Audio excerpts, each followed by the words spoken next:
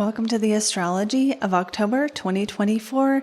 I'm here with your report for all 12 signs of the zodiac. You can still join us in Unlock Your Aspects. It's all about helping you understand the fundamentals of reading aspects so you can start applying your own intuition and come up with your own unique delineations that are unique to you and that are your own interpretation. So if you want to move beyond cookie cutter limiting definitions of your placements and understand what the aspects in your chart or other people's chart really mean, then join us where I help you follow a process that allows your intuition to flourish, doesn't limit you, but rather helps you lay the foundation and the groundwork for your own either astrology practice or to be your own astrologer.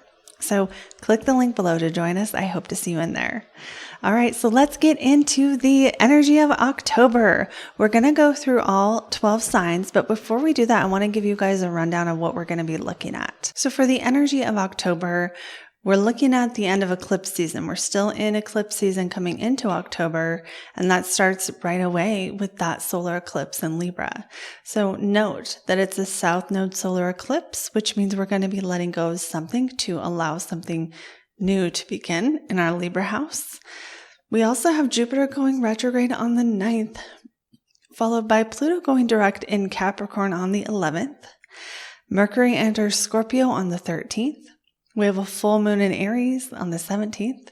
On the same day, October 17th, Venus enters Sagittarius, and the Sun enters Scorpio on the 22nd. Now, there are other things happening. These are the main events that I'm going to be discussing in this video. So, that being said, let's get right into it, starting with Aries.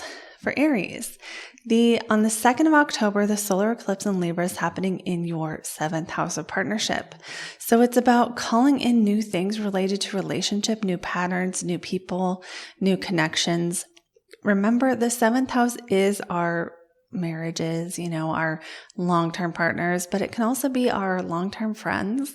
It is other people, other relationships that are eye to eye. So new beginnings in that area, but releasing something. This does not mean all Aries are going to break up with someone or anything that dramatic, but that we're going to see a focus in the next 6 months on relationships. If you want more on that, check out the solar eclipse in Libra video. And while you're at it, you can see the lunar eclipse in Pisces video and put those together for your sun, moon, and rising sign. Okay, so then on the 9th for Aries, Jupiter goes retrograde in your 3rd house of communication, of writing, of your local environment. And so this can bring, for Aries, this can bring just a focus on kind of things that you might want to be reworking, especially around that day, right? Because the outer planets, they're retrograde for 6 months. That's not a life-changing thing, honestly. It really is not. But when Jupiter goes retrograde in the 3rd house, on the 9th and the day before, day after, around those few days, you might find that something related to communication, to writing, to marketing or publishing, or not even quite publishing, like something you write or you speak or you do, like little bits of information that you do repeatedly, and other topics that are 3rd house topics that won't apply to everyone, but might apply to some, are siblings, aunts, uncles, and cousins, or also your, what was I going to say? Oh, I had something. What was it? The other 3rd house thing. Have to think of it. I just had it in my head. Elementary education. So again, not everyone's an elementary school teacher, but if you are, definitely it's going to affect your classroom or your kids or whatever. Or if you have a kid in elementary school. So those are the things that are most likely to be affected. Retrograde doesn't mean bad.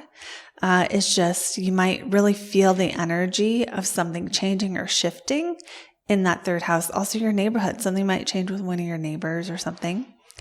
But I don't foresee anything challenging just from that aspect. So going on now to, and it's not an aspect, just from that retrograde happening.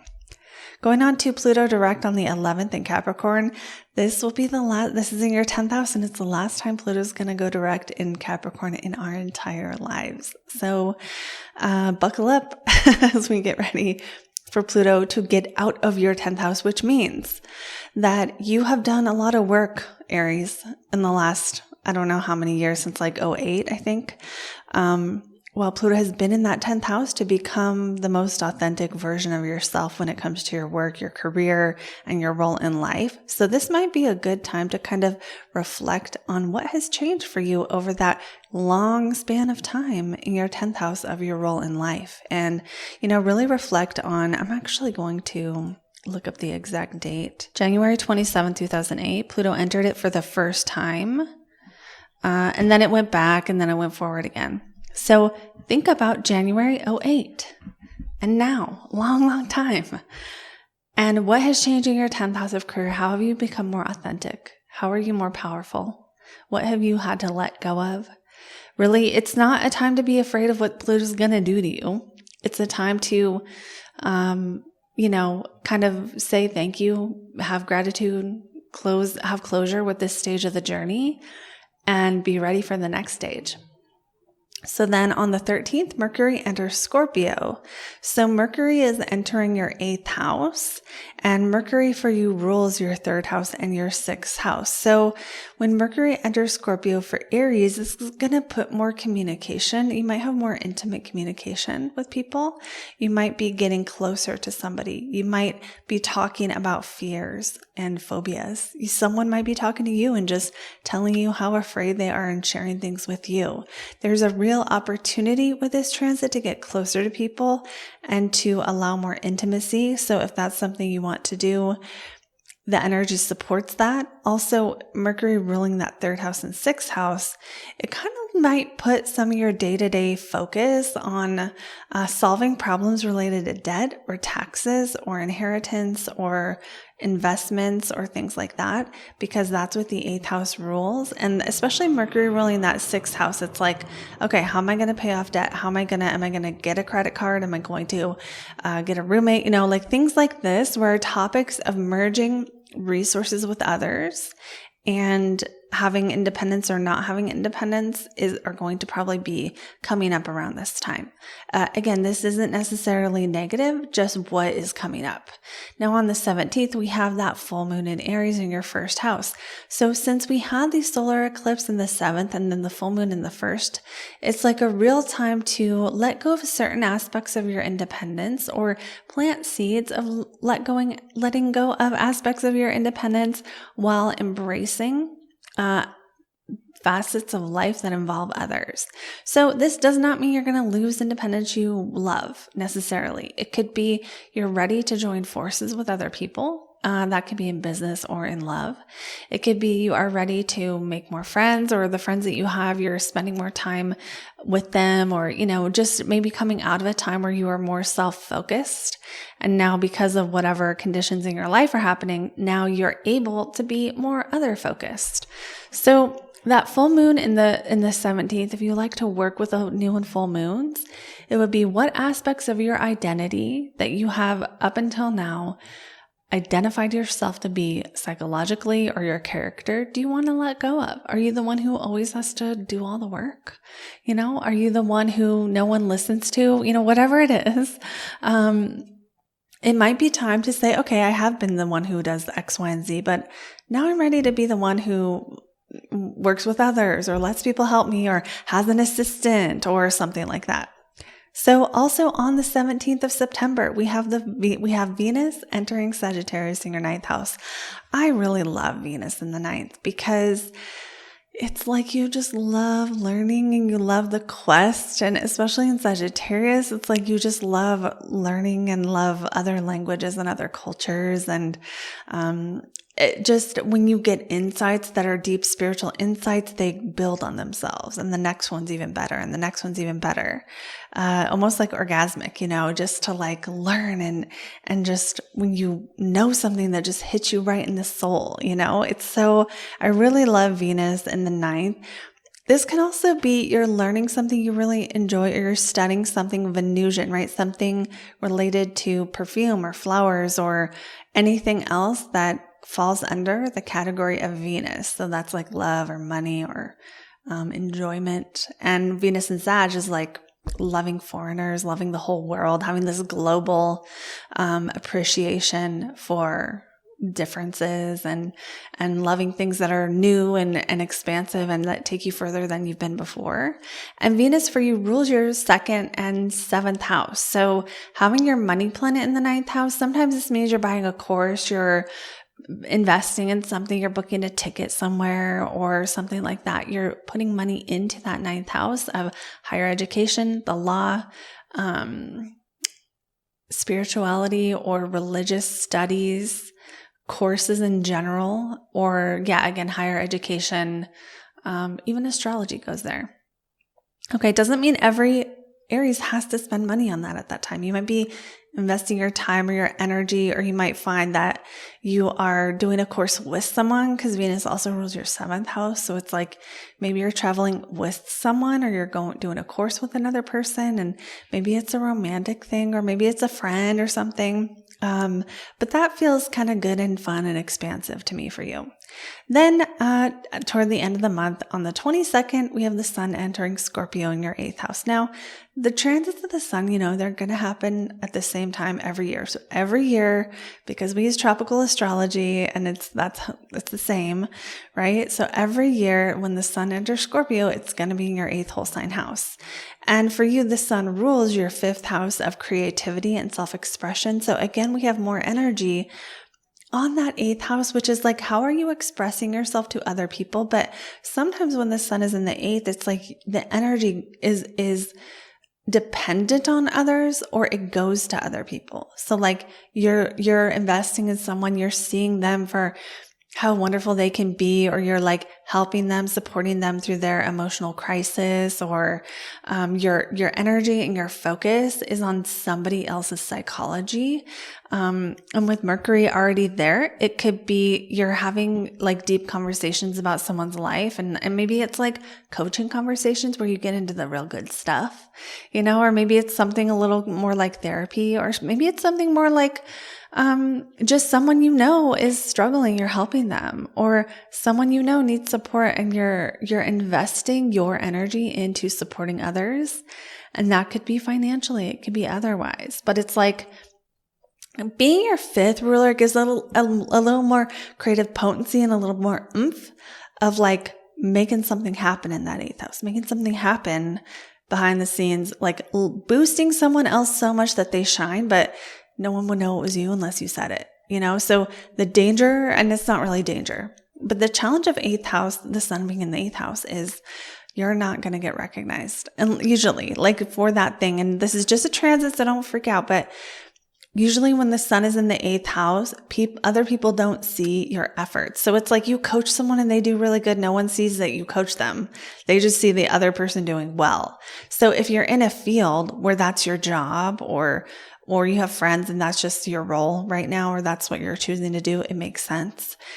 If you're trying to get your own sort of recognition, it might depend upon other people. It might depend upon other people making sure that it is known that you were the one that was the influence, because you may not necessarily by yourself get it.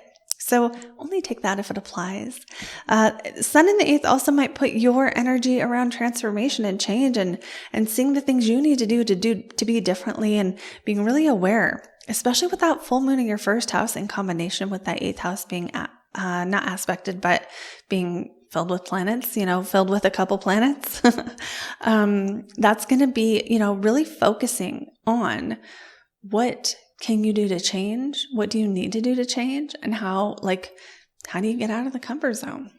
So this might be a good time to take a risk. I mean a risk that makes sense, not something crazy that would put you in danger, but just like a risk, having the courage to have a conversation that really requires going, really deep with someone or something like that.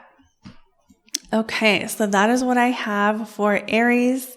Let me know in a comment below if it resonated. And if you want more, I highly recommend checking out the Solar Eclipse video. And don't forget to get into my aspects course. It's so much fun. We're learning so much. You guys are going to love it. Okay, now on to our next sign, which is going to be Taurus. So for Taurus, for October, we have the solar eclipse in Libra in your 6th house and that full moon in Aries in your 12th house. So this is going to be a month where we have, in general, the theme of really kind of jumping into or diving into or beginning new focus related to the topics of work or health or maybe doing new chores or having new routines. The 6th house is kind of like what you do every day, and it includes like your laundry and your dishes and stuff. So having the 12th house be where you're releasing and the 6th house where you're kind of gaining, and maybe you're releasing one thing to allow room for other things. I think this month might really have a focus on how are you spending your time? And there might also be a release of something that has been difficult or challenging, and a new focus on kind of things that get you engaging with life and engaging with like dealing with stuff. So I think Taurus is going to be like dealing with stuff this month. So let's just break it down one at a time and see what the different parts of the month have in store. On the 2nd, the solar eclipse in Libra is in your 6th house. So this is a solar eclipse. So it does point to focusing on new beginnings or focusing on manifesting or creating or gaining energy in that 6th house. But because it's with the South Node, it's like something has to be let go of in your 6th house so something else can be embraced. So remember, this isn't going to happen on the 2nd. It will happen in the next 6 months, but this is the beginning of a new phase where that is what you are focusing on. It's focusing on what kind of work are you doing? How are you spending your time? And is it on things that are helping you and supporting you, or is it on things that are working against you? We'll talk more about this in that full moon in Aries where the opposite axis is aspected later in the month. So on the 9th, Jupiter goes retrograde in your 2nd house. So I could see this month for Taurus, something related to money coming up in terms of maybe a need to consider spending or to reflect on things you purchased recently, or even for Taurus, reflecting on how much you want to have versus how much you do have, what you own. And so some of you might be just that Jupiter retrograde is something that you own needs tending to or needs attention, like especially if you own a house or something, where it's like there's a reassessing or reevaluating, going back and I don't know. I don't want to say returning, but like just refocusing, on something that maybe you've already purchased or money you've already made and going back and going through the finances on it, or thinking about ways you made money in the past and reflecting on that. So I would expect something related to money to come up on the 9th. I don't think it has to be some negative thing. It doesn't feel, just because Jupiter's retrograde doesn't mean like it's going to mess up your money for 6 months. It just means there might be some kind of focal point or some kind of event that happens during that time that needs to be tended to. And that could be you're selling something and you need to go, sign the title over to a car you're selling or something. It could be anything. So that's just one example. That's not everyone. So then on the 11th, Pluto goes direct in Capricorn in your 9th house. This is the last time Pluto's going to go direct in your 9th house in your whole entire life. So I highly recommend, if you want to work with this energy of this, is to do some reflecting on how you've become more authentic in your quest for meaning and fulfillment. How have you become more authentic in your relationship with God or the universe or whatever you believe in? What is your faith? And, what around that time, around the 11th, is there anything related to your beliefs or your faith or a course you're taking that comes up around that time? So for Tauruses, maybe some of you are going back to school or doing some kind of study or learning some kind of skill, and that's tying in that 6th house, 2nd house, the money house, the house of being the apprentice, and the house of learning, tying them all together. Not every Taurus will, but some of you might show up like that. Either way, Pluto going direct does not suggest big problems on the 9th, on the 11th in your 9th house. I think it just brings a focal point and an emphasis on things like traveling or not traveling, things like higher education or not doing higher education, or studying or not studying, or learning or not learning. So any of those things could be, and publishing is affected too. So if you're a Taurus who has published something or plans on publishing something, then maybe it's that too. Maybe it's something related to something you want to publish, or getting ready to start publishing, or sending a manuscript to an editor or something. So going on now to the 13th, when we have Mercury entering Scorpio in your 7th house. So Mercury going into that 7th house usually brings conversations with other people, and they can be good conversations. They can be bad conversations. They can be any kind of conversations. But because Mercury rules your 2nd and 5th house, it does feel, this is your money planet entering an angular house, which means, again, we have another indicator that for Tauruses in October, money is going to be a focal point. It doesn't have to be bad. It could be you're buying your partner something. It could be that you are investing in another person. It could be you are talking about money with a partner. You're making financial decisions together. It could be you're dating someone and taking them out. It could be a bunch of stuff, right? But talking to your partner about money, talking to other people about money is highlighted. But also Mercury rules your 5th house of self-expression. So it's like, this feels even better for you to me, because it's like you're going to be able to talk about yourself, about what you want to say. And there might be just some fun energy. It might get intense because it's in Scorpio, but still being able to say what you want to say is highlighted, especially if up until the 13th of the month, you've been wanting to say something and not been able to. So this might be a time to clear the air with someone. It might be a time to have an honest conversation. It might be a time where you are just communicating more and you're busier and you got stuff to do and you got people to talk to. So going on now to the 17th, where we have our 2nd lunation of the month, the full moon in Aries. For the full moon in Aries, that's going to be in your 12th house of isolation. Now, while this event, when it happens, the day it happens, you might just not want to go anywhere. You might want to meditate. You might want to be by yourself and contemplate. The full moon in Aries in the 12th for you suggests that you might find that around this time, from the 17th on, you're feeling like not being so isolated, releasing a 12th house thing. Isolation is one thing. Self-sabotage is another. So the 12th house release doesn't start by going, okay, I'm going to let go of this thing. The 12th house release starts by you having the courage to face the thing that needs to be let go of, because the fact that it's in the 12th house means it's not easy to see. That's the definition of 12th house. You can't see it unless you unhook yourself from some psychological stuff to do it. So it's like, releasing some kind of self-sabotaging pattern, I would say probably around the 17th, or releasing, in life, maybe again, getting out of the monk closet, I don't know why I said that like that. I shouldn't say it like that, because what I meant was like a closet where you meditate. People have those in their houses. Like I know people who are like, this is my little meditation space. And it's like where they sit, getting out of that space and going and doing shit.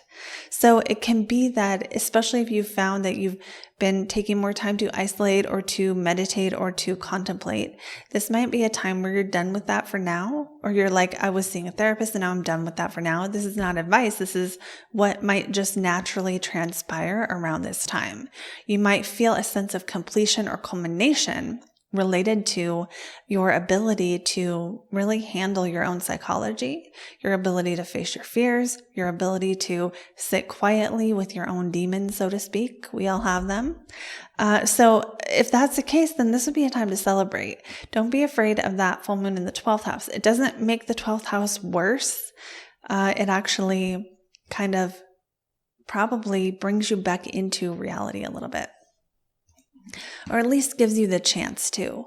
Now on the 17th also, Venus is entering Sagittarius, which is going to be your 8th house, which brings a possibility to enjoy things like intimacy with other people, intimacy where you're getting to know people better. It can be on a romantic level, but it can also just be like enjoying the act of getting to know someone and knowing them deeply and them knowing you deeply, and like being seen and feeling loved, or seeing someone else for who they are and feeling loved.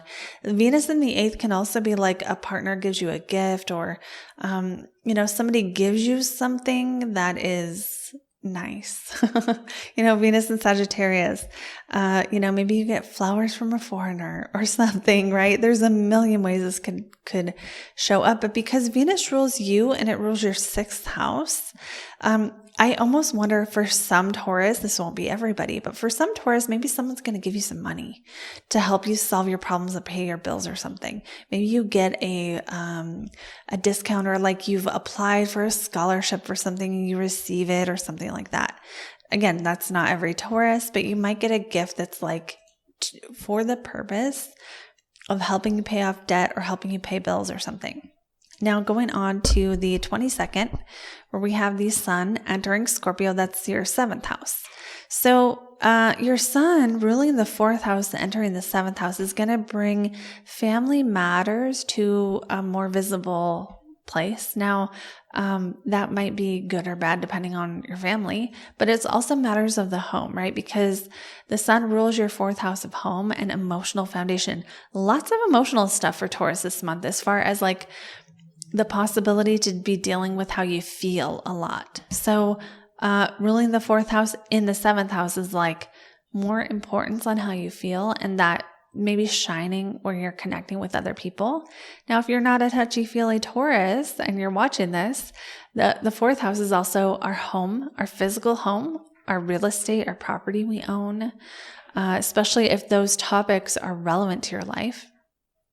So let's say you are a Taurus who wants to buy property. Well, maybe around the 22nd, there's going to be more conversations with a realtor or someone else who's like a professional who can help you achieve that aim, right? And the motivation is that you want to have the home you want to have, or you're talking to different people about signing a lease or to rent somewhere or something related to that. It's not going to be that for everyone, but the sun going into the 7th house, again, can also just light up and put more focus on relationships, which we already have Mercury there. So there's already conversations happening.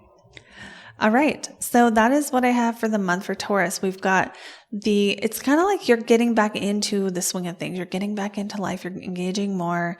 If you've already been engaging with life, well, now maybe more so, because just a lot of, and endings or culmination, natural things naturally running their course related to your psychology or isolation, and then things sort of naturally beginning related to what you're doing and who you're doing it with and how much you're spending on it are all going to be different themes we're going to see throughout the month. So I hope that this resonates. Let me know in a comment if you relate. I always love hearing from you.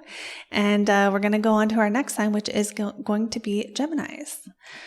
So for Gemini, this is happening let's start at the beginning. For Gemini, October is going to have the solar eclipse in Libra in your 5th house and the full moon in Aries in your 11th house.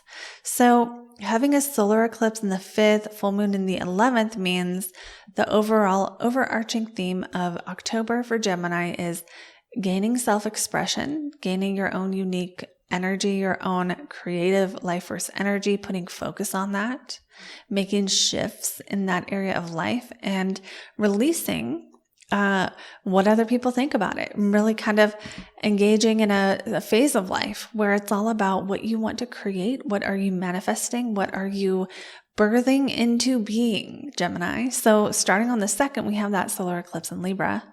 And that solar eclipse in Libra is, again, lighting up that 5th house of your self-expression, children, creativity. It's your business if you have a business. It's the things that you create out of your own self. That's the 5th house. So your 5th house. And the thing about the solar eclipse in Libra is you're focusing on the vision for the future of those topics of life around the 2nd of October.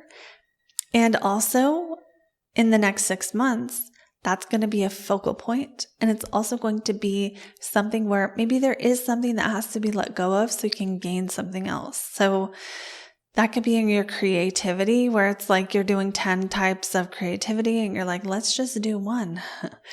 Or, which I know that's not a very Gemini thing to say, but maybe it's about, letting go of one type of self-expression and embracing another. It's like you need, it might be a better thing too. Like, what do you need to release in how you express yourself that will help you express yourself better? Okay, so that's kind of the theme as we enter October. On the 9th, Jupiter goes retrograde in your first house. This doesn't mean anything bad. It just means you're going to see some things probably happening, or maybe you're going to start contemplating or realizing things related to your own identity. I don't think that's like you have this huge identity shift. I think it's that there's a focus on opportunities and kind of reworking some kind of opportunity that maybe already existed for the next steps in your life that you are ready to rework. This wouldn't be the time you put it out there. This would be the time you're like going over it or doing the work or something like that. On the 11th, Pluto goes direct in your 8th house for the last time ever in our whole entire lives. And so what you can do on the 11th of October is what I recommend for everyone is contemplate what has been happening in your 8th house of debt, of other people's resources, of how much you share with others, of trust, of intimacy. How have those areas changed since 2008 when Pluto entered Capricorn? Because this is like the almost the end of the cycle, right? Pluto is going to enter Aquarius very soon. For the last time. It will stay in Aquarius for 20 years, and it's not going to be working on this area of life anymore. Do not think just Pluto being at the end of Capricorn is going to destroy your life. It doesn't just do that every time it's in a sign. So don't be scared. But you might have some fears you want to face again. You might be revisiting old fears that have come up since then related to anything that you're really, really scared of that you want to face once and for all. That might be one way it shows up. If you have a bunch of debt, it's probably going to make sure that debt is more known to you. If you don't, then that doesn't apply. And ways that you are entangled with other people that aren't good for you, that's going to be, if that's happening right now, Gemini, that's going to be clear to you in the next month or so. Let me see, actually.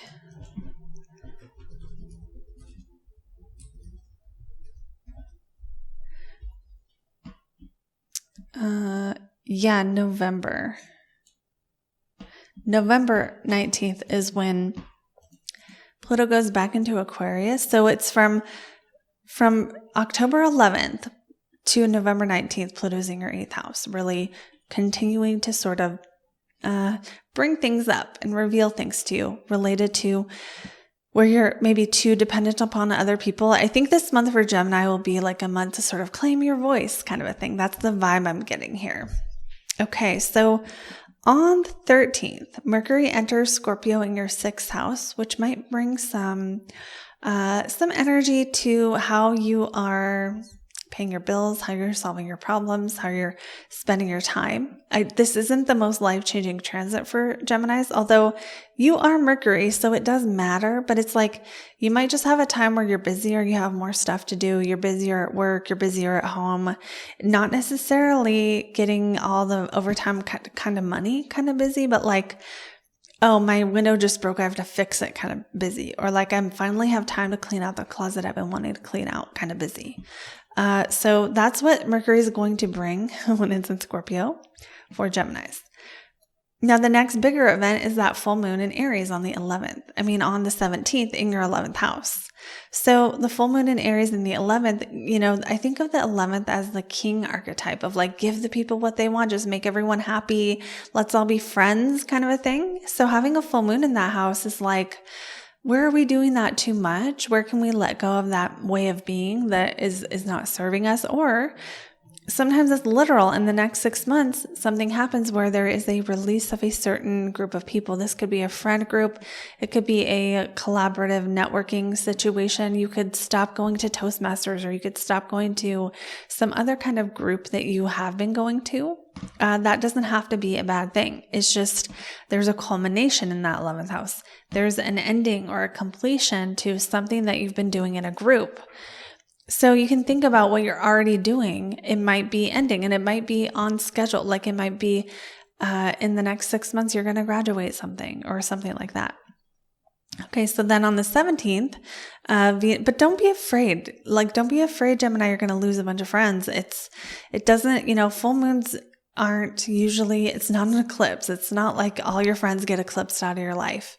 And it, if you want to work with this consciously on the 17th, you could contemplate what kinds of behaviors or patterns or experiences you're having with friends that you don't want to be having. And you could, you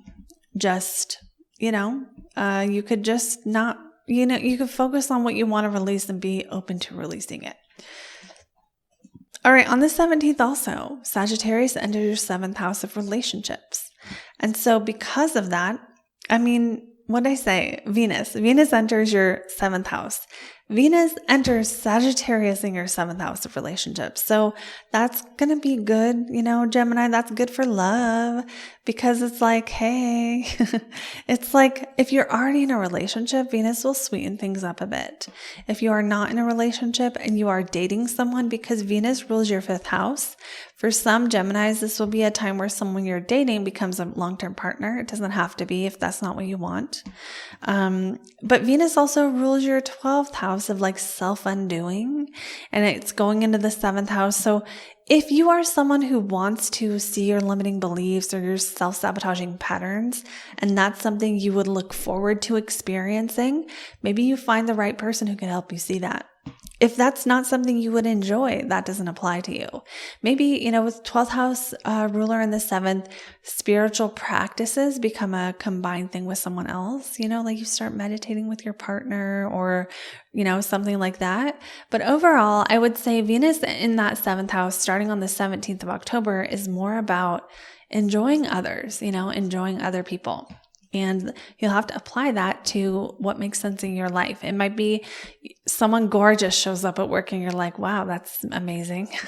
It could be you meet someone at work who you just really like being around, or you make a friend who you really like being around. And Venus is just you enjoying your time with another person.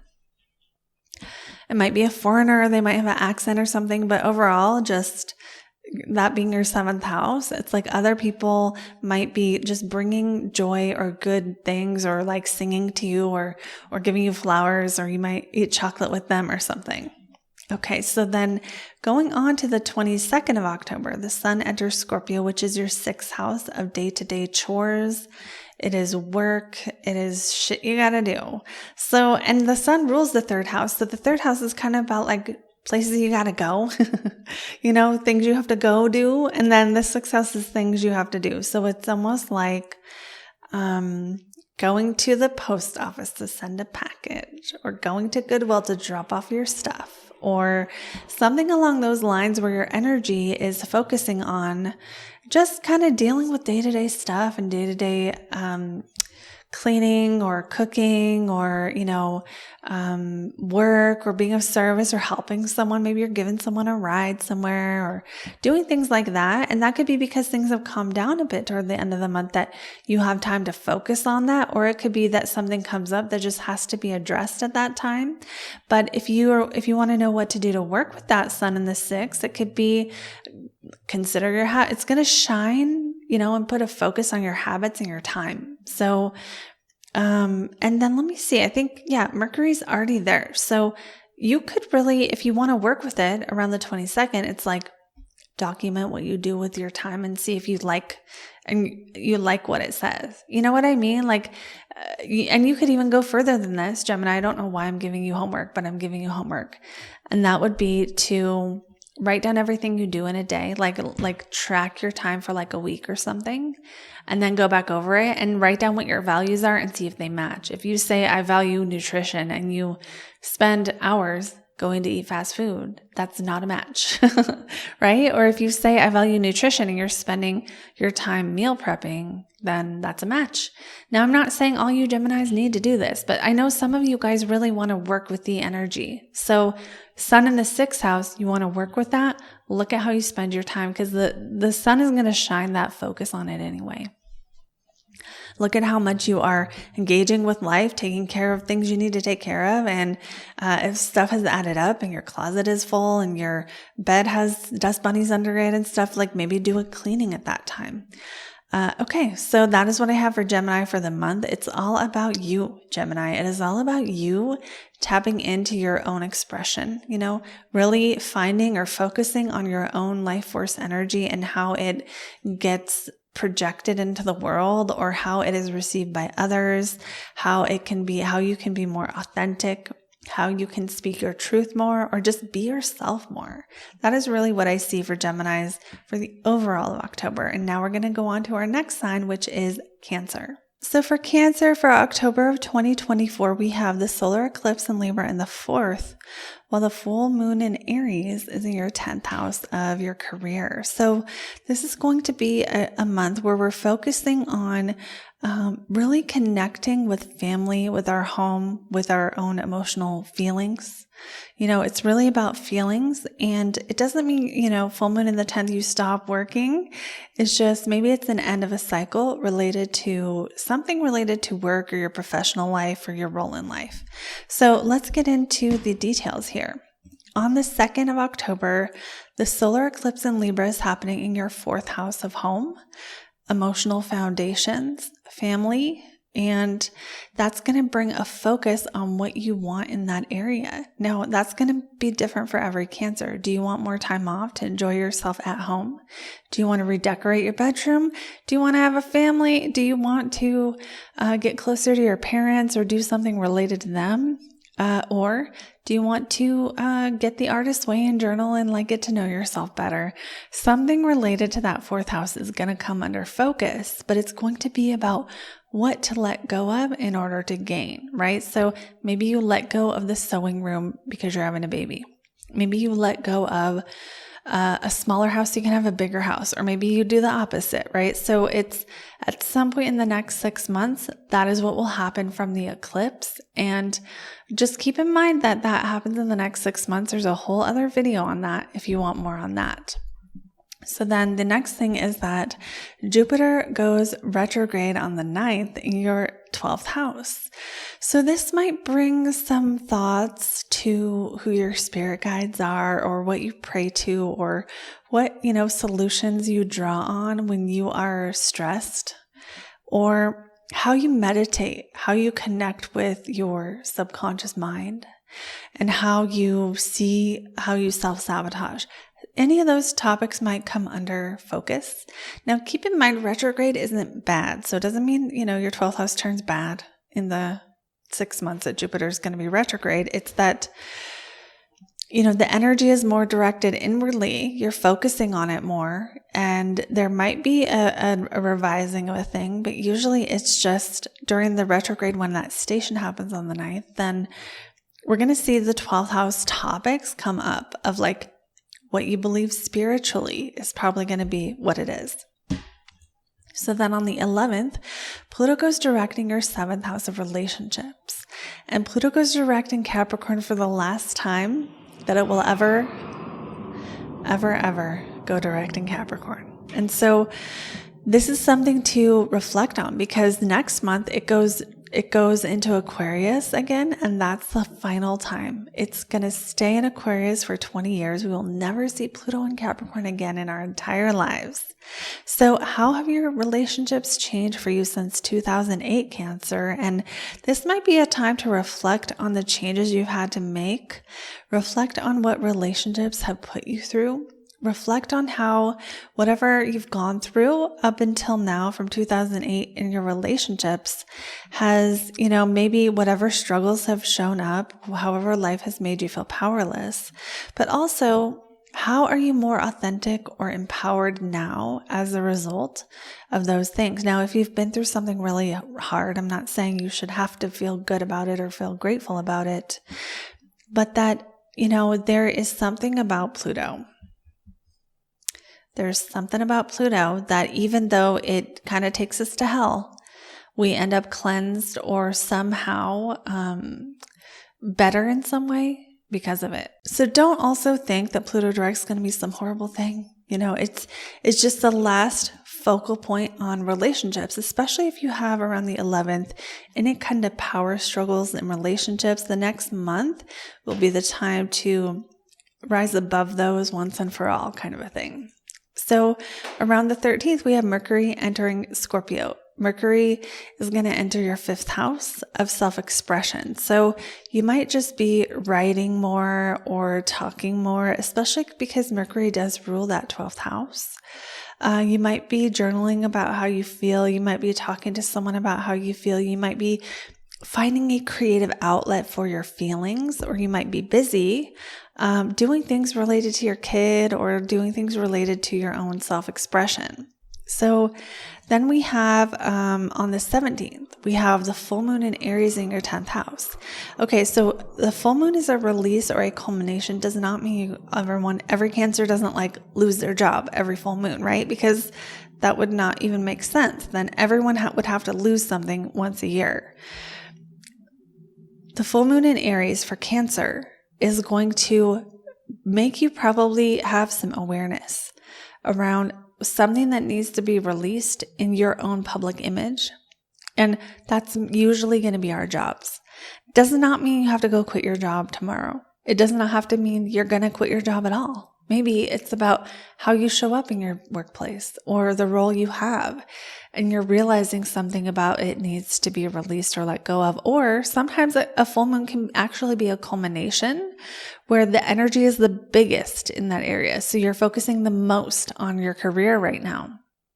It doesn't have to mean you're letting anything go at the time of the full moon. Okay, so that's the thing that I think it's misunderstood, because think about the full moon. It's the brightest, it's the fullest, it has the most power, and it's in your 10th house of career. So maybe some Cancers are getting a raise, or they're being seen for what they do, or there's some other focus on career that is not about letting something go. It's about stepping up to the most important or significant part of the cycle of your career at this time in your life. So it can be something positive here. Also, on the 17th, Venus enters the 6th house of work, which makes me feel like when Venus enters Sagittarius for Cancers, this might be a time where you are enjoying what you do, or something comes along that makes life sweeter. You could literally eat more sweets. But it could also be just, you can listen to music at work now, or you're getting to do a project you really enjoy, or something else brings a sense of ease or, beauty to your workplace or to the chores you need to do every day that are not at work, but there's still some kind of effort. Venus ruling your 11th, the 4th, could be you're working with friends, or you're doing a project with friends, or you're helping some friends, like helping your friends move or something. Now, on the 22nd, the Sun enters Scorpio in your 5th house. And so that means that you're going to focus again on your self-expression. Mercury's already there. So it might just be having fun. The Sun in the 5th is the fun house. So Cancers might be having some kind of intense fun on the 22nd, but the Sun rules your 2nd house. So some of you are spending money on something enjoyable. You're going to do something that's entertaining. You might be going to a concert or going to do something you enjoy around that time. So I would say if you're someone who wants to work with the energy when the Sun is in the 5th, you enjoy yourself and you have fun and you go out and you spend time doing things you want to do. That 5th house emphasis on creativity is different for everyone. For some people, it's entertainment, it's pleasure, it's doing things you enjoy. For other people, it will be their kids if you have kids. So your kid might be more visible or might be more in the spotlight. Your kid might be more creative or more seen or more the center of attention around this time if you have kids. If you don't have kids, maybe you're investing into some kind of creative project. your self-employment, or you're putting time, money, or energy into something you enjoy. So I like this for Cancers. Overall, October is filled with a lot of different things, but it's really going to be about what are you focusing on calling in related to your emotional foundation? And what are you reflecting on and kind of saying goodbye to related to relationships? What is ready to be totally released in relationships once and for all? Are you ready to just kind of say goodbye? It doesn't have to be you're saying goodbye to someone right now. It could be saying goodbye to someone from the past that you're ready to finally just move on from in a positive way. And what are you saying hello to in your work, in your career, and what are you stepping up to in your role, in your public life? Because those are the biggest things I see for Cancer. Let me know if it resonated. I always love hearing from you. And we're going to go on now to our Leos. For Leo, we have the solar eclipse in your 3rd house, while the full moon is going to be in your 9th house this month. So this is going to put a spotlight on your learning, your communication, your how you communicate what you know, whether you want to learn more or teach more or study more. And for some Leos, maybe this is travel versus your neighborhood or something. But overall, it's like the things that are close to you right now, but versus the big quest in life. So let's break it down one thing at a time. On the 2nd of October, the solar eclipse in Libra is in your 3rd house of communicating what you know. And so it's going to be about maybe communicating what you know, but it might also be focusing in on communicating more often and maybe releasing something related to communicating less often. Maybe releasing something about how you write, communicate, speak, connect with other people so you can have something better. And this could show up in your sibling relationships, right? Where it's the way that you're interacting with a sibling changes. Maybe they were your neighbor and now they're not anymore. That kind of thing, where it's you're letting go of this way of having the relationship, but now there's a new way. And then, but it could also bring focus to your own neighborhood, your own communication. And the 3rd house, believe it or not, I know most people don't think this, it's the people around you. The people around you in your day-to-day experiences. Which one of them need to be filtered out? I know I said that in the weirdest way possible, but you know what I mean. So it might be that. It might be figuring out who in your immediate environment needs to be kind of not engaged with it or interacted with as much. Some of you, it might be car stuff, like you're getting rid of a car and getting a new one in the next 6 months. If you want more on the solar eclipse, watch my video on that. On the 9th, Jupiter goes retrograde in Gemini, which is your 11th house of friends, acquaintances, colleagues, people you know, people you work with, people you see in groups. Some of them might be close friends, some of them might not be. Jupiter going retrograde here isn't going to cause problems necessarily, but it might have you revising how you approach this area. If you have a social media audience, you're probably going to be revising your content strategy or, just contemplating what would be better, how to make it more efficient. If not, this could be you either retreating slightly from friends at this time or just having something that brings friendships or connections with others or networking with others to the forefront of your mind at this time. So on the 11th, we have Pluto going direct in Capricorn in your 6th house of day-to-day habits, how you spend your time, your work, your chores, things you have to do.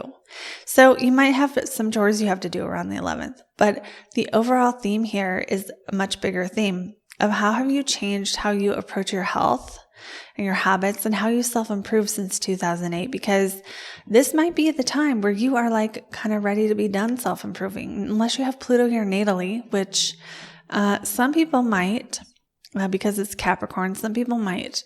But basically, when you have Pluto going through your 6th house, it's going to reorient, like make your habits and your problem solving and your health more authentic, or reveal to you things about those things, reveal to you the truth about how you spend your time and whether it's working for you, reveal to you the truth about the work you've invested in and whether it's the right thing to be doing or not. And so you might be reflecting a bit on like what you have spent your last, or you could reflect on this. What have you put your energy into fixing, correcting, or repairing, or making better in the last since 2008, especially related to your own habits or your own, how you spend your time? And that's a huge length of time to think about. But this is going to be the last little push for this energy. There might not even be a push at all. It might just be this chapter of life is almost ended and you're at like the last couple pages and nothing else crazy and eventful happens. You just have a month to turn that last page. So don't think Pluto in the 6th is going to wreck you. Pluto in a house doesn't wreck you by itself. It needs help. It needs help to wreck you. It needs a planet there to wreck you. And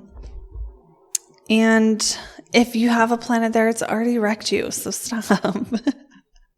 Okay, going on to the next thing, which is the 13th of October, Mercury enters Scorpio in your 4th house. So Mercury in the 4th house brings contemplation, journaling, talking, but the 4th house is a private house. So it doesn't mean like you're talking to yourself, but you're thinking things to yourself. You're contemplating things.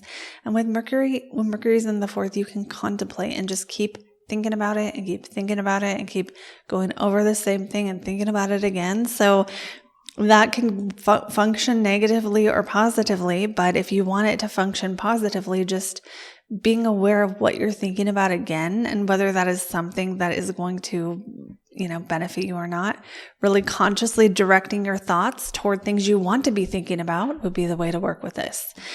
Because Mercury rules your 2nd and 11th, it is a money planet. The 2nd and 11th are both money houses, and it's in your 4th house. So some Leos might just be putting money into their house. They might be buying something to decorate. They might be fixing something or like hiring a plumber to like clean the drains or something. So it could just be something regular and everyday like that, where there is energy and focus being put on investing into the home. Now, you could also be investing into like a course that helps you get to know yourself, kind of a thing as well. So then on the 17th, we have the next lunation for the month, which is the full moon in Aries. That's in your 9th house. So what are you releasing, Leo, related to the quest for meaning in life? What has come to its highest point, right? Because the full moon isn't always the day you let go of something. Sometimes it is a culmination, and that culmination is when the thing gets to its brightest, its fullest. So your 9th house being full could be a metaphor for being in the middle or the good part of a course that you're taking. It could be a metaphor for you traveling or wanting to travel or focusing on travel or the law or something you're learning to prepare you for your next steps or higher education. So you could be studying something, you could be at the peak of the heart of a course you're taking, or you could be thinking about publishing something, or you could have something just published or something being published soon that needs to be addressed or that's taking up energy and time. It doesn't mean you have to let go of it. It doesn't mean stop publishing on the 17th. It means that at this point, your journey with 9th house stuff, any of the things I just mentioned, is at its peak and it will begin waning. It'll begin coming back down. It's like the biggest wave of the ocean, and then the waves get smaller. Okay. And also on the 17th, Venus enters your 5th house of fun. So I like Venus in the fun house for you, Leo, because it just means you might be enjoying 5th house things like pleasure or your kids. If you have kids, you might be enjoying them, or they might be bringing you a lot of pleasure, like doing things together that are fun or something. And then Venus also rules your 10th house, which is career. So career could be having you be more in your self-expression, be more authentic, feeling like you're receiving back what you are putting out, or doing something you like doing for your job right now could be what it is. With the third ruler also being Venus, you might also be driving your kids around places or something like that. But for the most part, Venus entering the 5th is a positive transit starting the 17th. It's time to enjoy something fun. That's things with your kids. It's art, it's beauty, it's travel, it's foreigners, it's speaking another language. Whatever you are into that brings you joy, Venus will make it a little bit better. And even if you've been struggling in this area, Venus will help make it less bad. So if you've been, for some reason, Leo, not being able to enjoy yourself as much, maybe something comes along on the 17th that just makes it a little bit easier to do so. On the 22nd, we have the sun entering Scorpio. That's your 4th house. And the sun is you because you're a Leo. So that means that you are in the 4th house. What does that mean? You're at home. You're spending time on home. You're thinking about home. You're arranging your furniture, doing stuff at home, or, recording videos from your house, or doing other things that bring your focus to private matters. Now, that could be having private conversations with other people.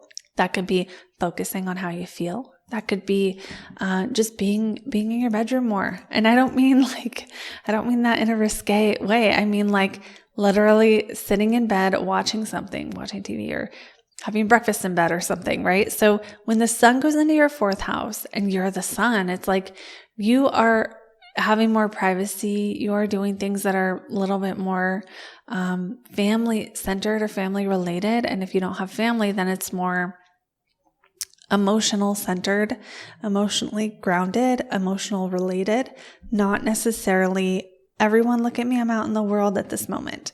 It doesn't have to be a bad thing, but if you're trying to get visibility this month and you want eyes on you, the 22nd of October and on until through part of November, will be not the best time for that. So if you want to do something where you're going to be seen, it's better if you do it even before that. It doesn't mean you can't, but you're more likely to be recognized in that 4th house when you are, maybe it just doesn't come easily from outside of you. I don't know how else to explain it. Again, not a bad thing, but it's like maybe you'll be recognized more after the 22nd if you're dealing with private matters, emotional matters, or matters of home or family. It could just be that, like, since you're focusing on buying a house, you're not out at the parties you normally go to or something like that. So don't think this is some curse that happens every year. It's just that the 4th house sun is not the best for getting attention. Not that you always need it or anything. Anyway, that is what I have for October for Leos. It's going to be about really, how are you communicating what you know, and how does that need to change in your life, and what are you learning that you want to express this at this point in life, and how are you enjoying, especially after the 17th, how are you enjoying your life? That does feel like a big topic for Leos. So that's what I have for October. Let me know in a comment if it resonated. And we're going to go on to the next sign, which is Virgos. Okay, for Virgos, that solar eclipse in Libra in the 2nd house and the full moon in Aries in the 8th house is really bringing a month where we're focusing on financial matters. There might be a change to how you want to make money. You might be focusing on your money or your possessions. That might even be doing things like letting some things go so you have room for other things, or focusing in on what things you want to have and what you need to do to get them. And the full moon in Aries could be about resources, shared resources with others. So it might be a month where you're like, is it mine versus yours? My stuff versus your stuff, or my money versus your money might be a major theme in what I have versus what other people are giving me. Might be some themes that come up. So then let's get into the specifics here. On the 2nd of October, that's the solar eclipse in Libra in the 2nd house. Now, it does suggest that within the next 6 months, maybe one form of making money is released to embrace a new one. But it doesn't necessarily mean that you have to, have a loss, okay? Releasing one form for another isn't always a loss. Sometimes it's a gain, right? Imagine someone who is fully booked with one-on-one clients, and now they need to scale. They're releasing one form of making money for another one that makes a lot more money. So, and it could also be with things like you're getting rid of something, some physical thing that you are ready to let go of, getting rid of one car and getting another one, or getting rid of one bed and getting a new bed. Like you could be upgrading with this second house solar eclipse, but that will happen in the next 6 months. So if you want more on that energy, be sure to go back and watch that video on the solar eclipse in Libra for your sun, moon, and rising.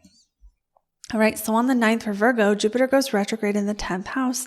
So you might be revising or reworking something you're doing for your work that is kind of getting it reorganized or going over, since Jupiter went into Gemini, around, I think, June of 2024-ish. So this is going to be a time where what have you done since then and what's working, what's not working.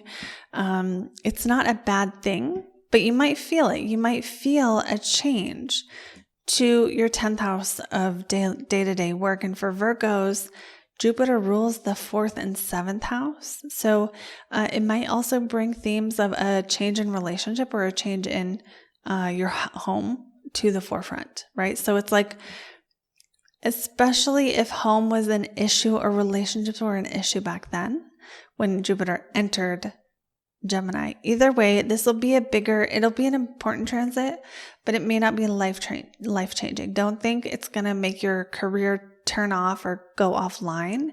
But if Jupiter topics affect your career, like if you're teaching something or if you're, doing something else really that deals with foreigners or travel or something for your work, well then maybe this will be a time where you're revising the things you've done in the past, but it doesn't have to be bad. It's like, so you can grow more than you have. And you might be seeing how that Gemini influence has tripped you up and had you chasing a squirrel to too many things, because that's the downside of Jupiter and Gemini.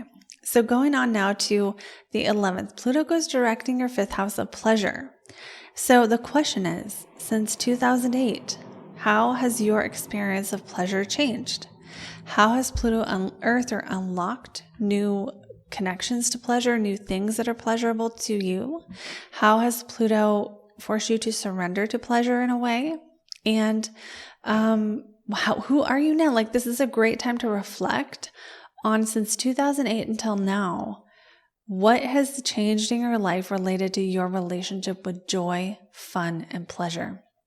What are you able to do now? What are you able to enjoy now that you couldn't when Pluto entered Capricorn back then? That was January of 2008. And, don't be all scared that Pluto's going to mess you up. Pluto already did its number on you. Pluto already messed you up if it was going to mess up your 5th house. But, and another thing, other topics to consider with 5th house is self-expression. How has your self-expression changed? How are you more authentically yourself in the way that you dress and you carry yourself and you portray yourself to others?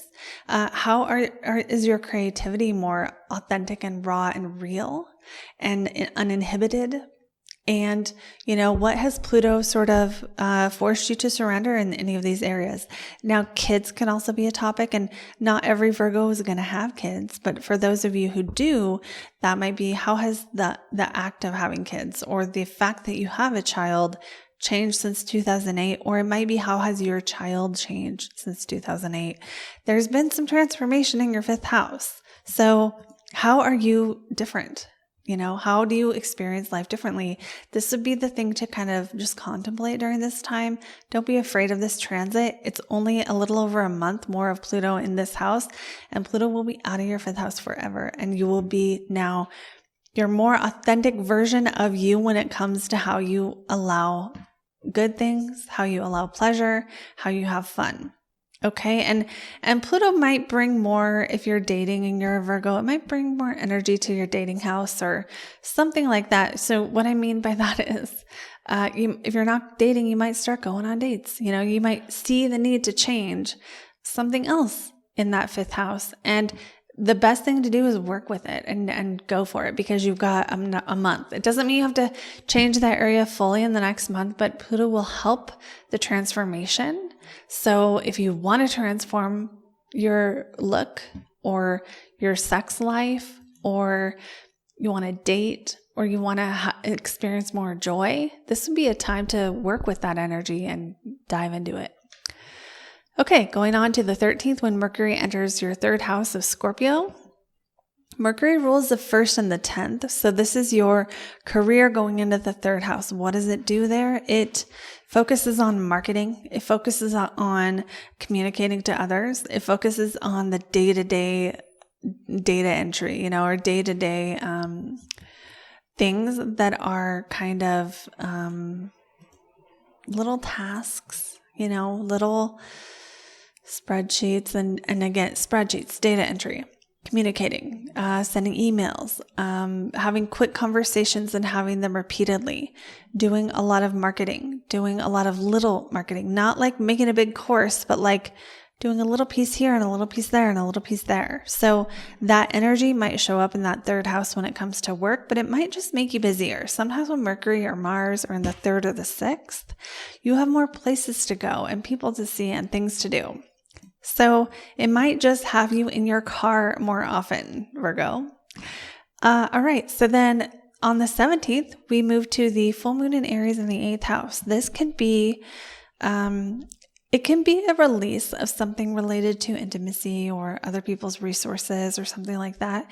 It can also be a time where like your debt is the highest or your investments are really high if you have investments.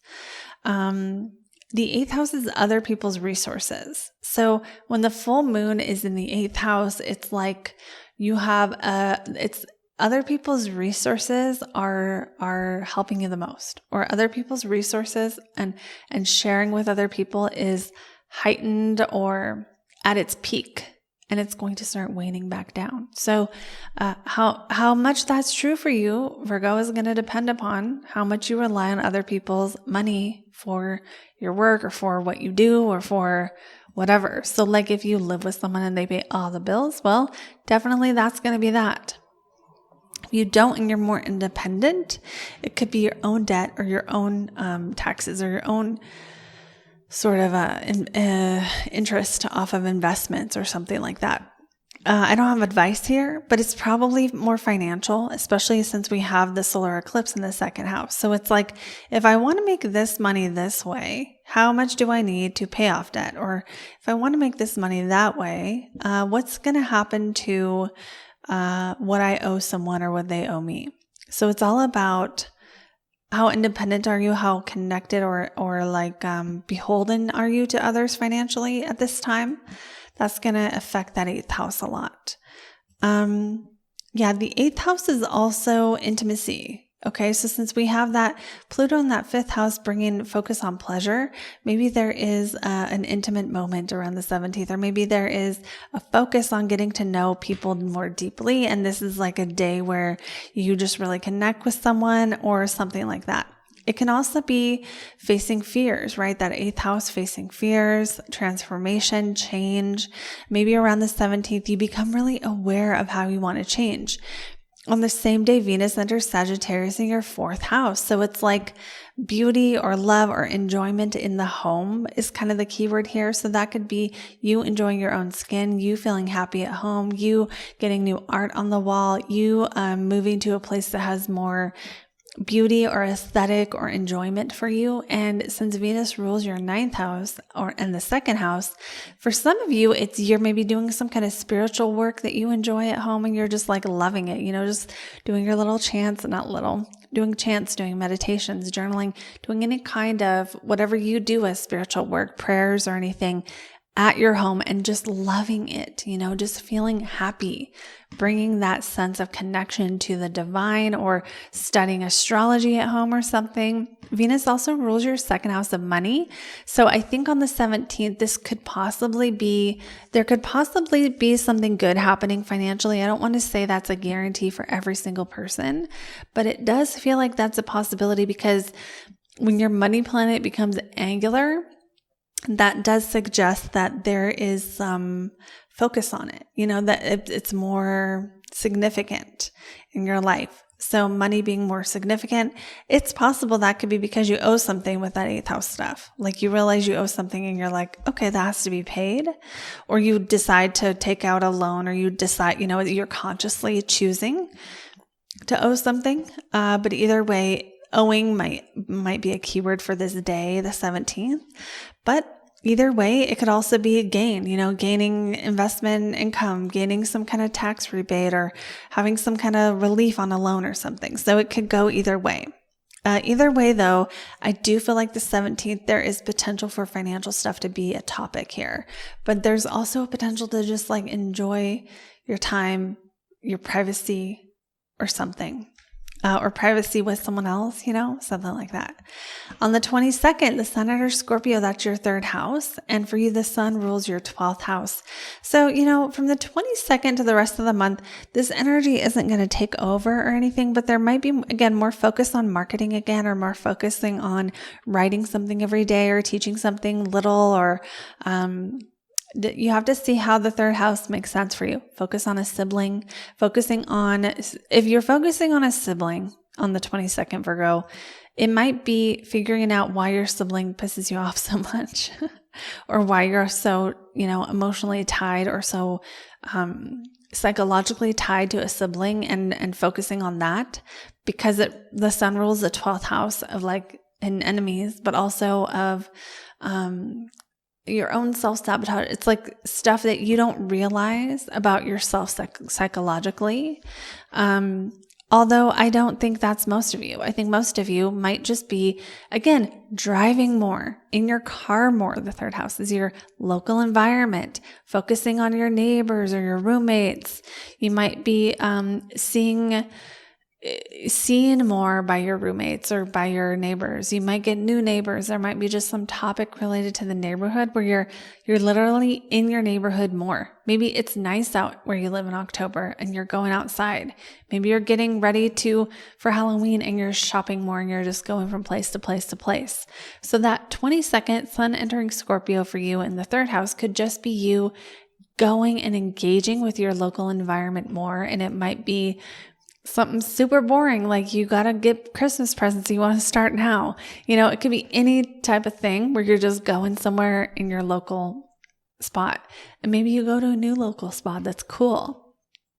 But either way, I don't think that from the 22nd on is going to be super significant, which means I feel like we're just kind of riding out the energy that has been going on for the rest of the month. Overall, for Virgos, there is money stuff going on. There is changes to be made financially, but they might not be happening right now. You might just be realizing there needs to be a shift. And I think the best thing I like Pluto in the 5th for pleasure, and really that whole conversation we had for pleasure. I think that's going to be, maybe you're thinking about how you can have more fun with making money and how it can be more enjoyable, and how to really, release debt or release burdens financially so that you can enjoy your life more, right? So lots of good stuff I see on the horizon for Virgo in October. I hope you guys enjoyed. Let me know how it resonates. I always love hearing from you. I will see you in the next video.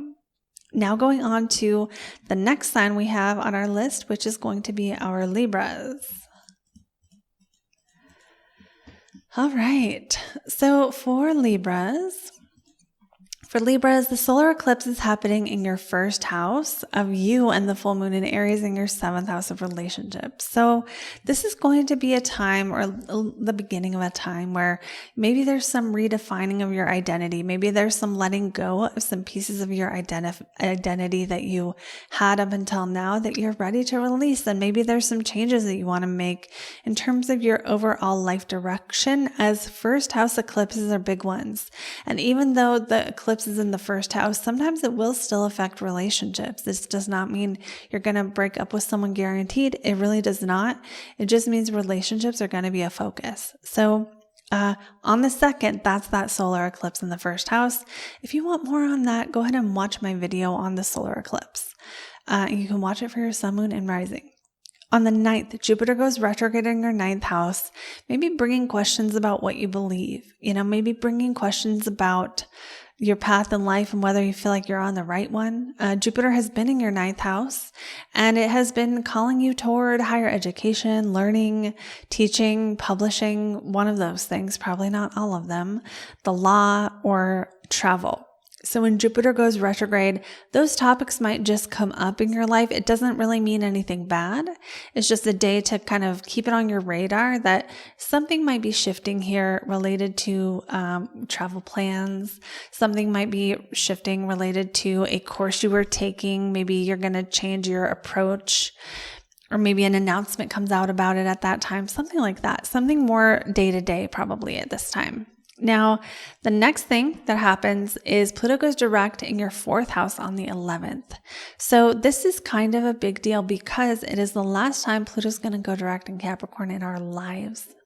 So it's something to pay attention to. Pay attention on the 11th to what's happening with your home, family, and emotional foundation.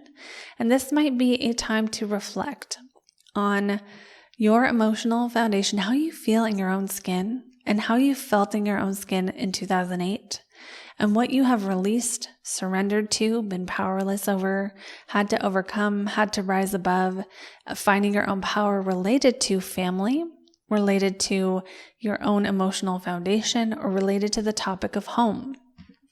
What have you lost? What have you released? What have you overcome? And how are you more your authentic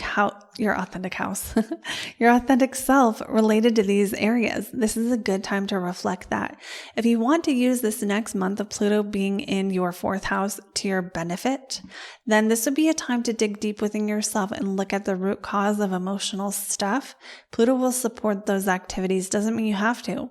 But if you want to work with the energy, I would say that would be it. Now, some people keep in mind though that Pluto being in the 4th house during this month from October to November 2024 is not going to wreck you.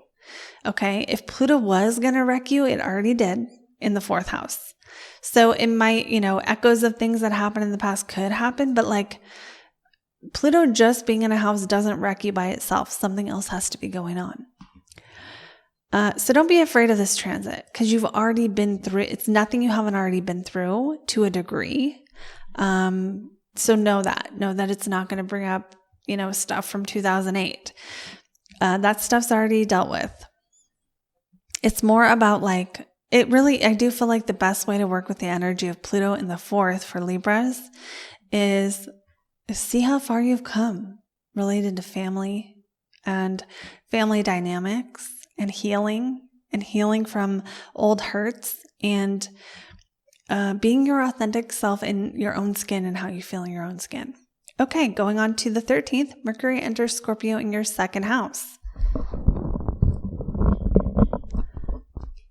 So that's your money house. So Mercury enters your money house, which might mean you're busier, spending more money.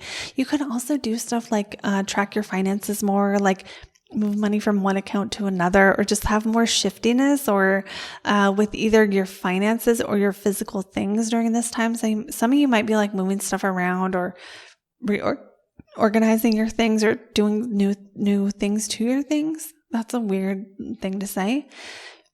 What I mean is like selling stuff, cleaning it, moving it to different places, getting it organized, taking care, putting a lot of mental energy and planning and stuff around your stuff. So what is your stuff?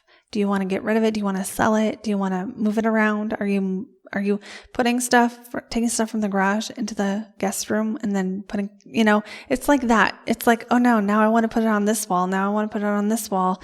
It has that sort of vibe. And again, that can be just with your income itself, where you're over here making money doing this and over here making money doing that, or you're having money be a little bit more, have a back and forth energy. Okay, so then on the 17th, we have the full moon in Aries in your 7th house. This is a culmination in relationships. If you're in a relationship, it doesn't mean your partner leaves you or you leave them, but maybe this level, this phase of the relationship might be at its peak, which means you could be spending a lot of time with a partner. Relationship topics might be on the horizon. Your partner's life might be more significant right now. Like maybe they're having their own sort of moment in a way, and you're with them along the path. Or, just dynamics and relationships can be more significant at this time because that solar eclipse in Libra bringing focus on you and your identity and what you're doing. And then the full moon in Aries bringing focus on them and their identity and what they're doing. If you're a single Libra, this is just other people. And it might be a time where you are, your good friends or something. You're having more interactions with them. It might be a time you want to release something related to friendships. But other people are the focus here on the 17th. And then on the 17th, Venus enters Sagittarius, and Sagittarius is your third house. The third house is the people that are around you. So this really can be some more love energy. Maybe like your partner's home for the week or something, and you get more time with them, or you have a friend come over, you do something with friends, or have love be entering your life. Now, you are Venus because you're a Libra, so you could also be driving more or running errands more, or doing more stuff. That could be how that goes too. And then the Sun enters Scorpio on the 22nd in your second house. That can just bring focus on money. It doesn't have to be bad. It doesn't have to be good. We already have Mercury there making you sort of plan and stuff. And then the Sun entering following behind it is going to just bring more focus on financial matters. But because the Sun rules the 11th, it's more likely that it's almost like money from the work you do could be put into your account. That's not going to be every Libra, but there is that potential that either friends or groups make you money or that you get some kind of bonus or something. But for others, it really is just you're focusing on money. Money is the topic of discussion from the 22nd of October on. So for Libras, it really is a very, very relationship focused time, but not just from the perspective of you versus them, but like from the perspective of what does this version of you that is like healthy, whole, and complete? How does this version of you want to show up differently in relationships, if that's a thing? And how are you more at your most solid place you can be emotionally wise, and it comes to like how rooted and grounded you are within yourself to recognize what you want in your life and what you want in your relationships and whether they're matching up, or whether some things need to be adjusted. So that's what I have for Libras. I hope you have the best October possible, and let me know in a comment below if it resonated. I always love hearing from you. Okay, so now we are going on to Scorpios. For Scorpios, for October 2024, we have the solar eclipse in your 12th house and the full moon in your 6th house. So it's beginnings related to 12th house stuff, which is like isolation. How are you? Maybe there's some kind of withdrawal, withdrawal from things that aren't serving you in your day-to-day life. Maybe there's a completion of some kind of project that was taking more time and energy from you, that now you have more time to yourself to focus on contemplating stuff and like a good Scorpio would. So let's get into the details here. On the 2nd of October, the solar eclipse in Libra is in your 12th house. This can bring a desire to move toward 12th house things like helping people with their mental health, or helping people with recovery, helping people with spiritual problems. That can be one way that shows up. It could also be you wanting to step into more isolation in a certain way, like being isolated so you can meditate and contemplate more, or something along those lines. So just keep that in mind. If you want more on that, there's a video on the solar eclipse in Libra. Now, on the 9th, Jupiter goes retrograde in your 8th house, which might just kind of bring up day-to-day topics related to other people's resources, or related to debt, or related to maybe even your own transformation, your own psychology, or your own trust levels. And I don't feel like Jupiter retrograde is going to be a bad thing, so don't think it's going to be like bad. But it does feel like when Jupiter goes retrograde on the 9th of October, you might find a change or something related to other people's money, or how you're sharing resources be at the forefront, be something that brings some attention. On the 11th, Pluto goes direct in Capricorn. That's your 3rd house of communication, your local environment, your siblings. And Sometimes it can even be like how you approach your to-do list. The third house really is a house of busy and getting things done and going from place to place in your local environment that you live in. From 2008, you can reflect on this if you want to. How has that third house changed since 2008 related to siblings, cousins, aunts, and uncles, and your relationship with them, related to your car, related to how you get around, your transportation, related to your communication, how you communicate what you know, and also related to your mind. How do you think and how's your mindset different? Pluto has already done its work on you for the most part. So don't think this last month it's going to destroy you. But you might be also, if you have an obsessive studying habit or something, you might be buying a bunch of books at this time and not only reading part of them and trying to find all your answers in the end of a book. And that's fine unless that's a problem. But that's not necessarily going to be a strong energy for everyone. Basically, this is the last month of Pluto in Capricorn. So this is a time to maybe take a moment and honor how Pluto has helped you change your mind, how Pluto has helped you force you to surrender, to think differently and learn facts, and also to, just have a broader mental perspective and not so limited. So going on now to the 13th, Mercury enters Scorpio. That's in your first house of you. And so you might be busier on the 13th. You might be thinking more, talking more, communicating more, writing more, doing Mercury stuff, delivering more packages, driving more from place to place. All stuff Mercury does. Studying the occult, that's Mercury too. So, Mercury in the first house isn't really good or bad necessarily. It's just going to bring more activity to the first impression you're making on people. And so that's kind of what I see happening on the 13th. Scorpios might be interacting with more people, or again, writing more things that are designed for other people to see. There's a focus on how is Scorpio being perceived on the 13th, or how is Scorpio making an impact on others? Now, on the 17th, we have the second lunation of the month. That's the full moon in Aries, and that's happening in your sixth house of chores and how you spend your time and your day-to-day work. The full moon in Aries does not mean that your work is going to be lost necessarily. That the release people talk about of the full moon it's not always just you lose something. Sometimes it's a culmination of that thing being the fullest it can be. And when your sixth house is the fullest it can be, you have shit to do. You have a lot of shit to do. That is what it means. So on the 17th, Scorpio might be finishing up a project. Scorpio might be, training or trying to learn a new skill or hobby or technique or way of doing things. All right. So that full moon in Aries in the sixth house can also be you focusing on gaining some kind of skill, getting better at a craft. And it could be that you are like finishing that. So let's say you did woodworking and now you are in the main test for your woodworking class or something. I don't know what you guys do.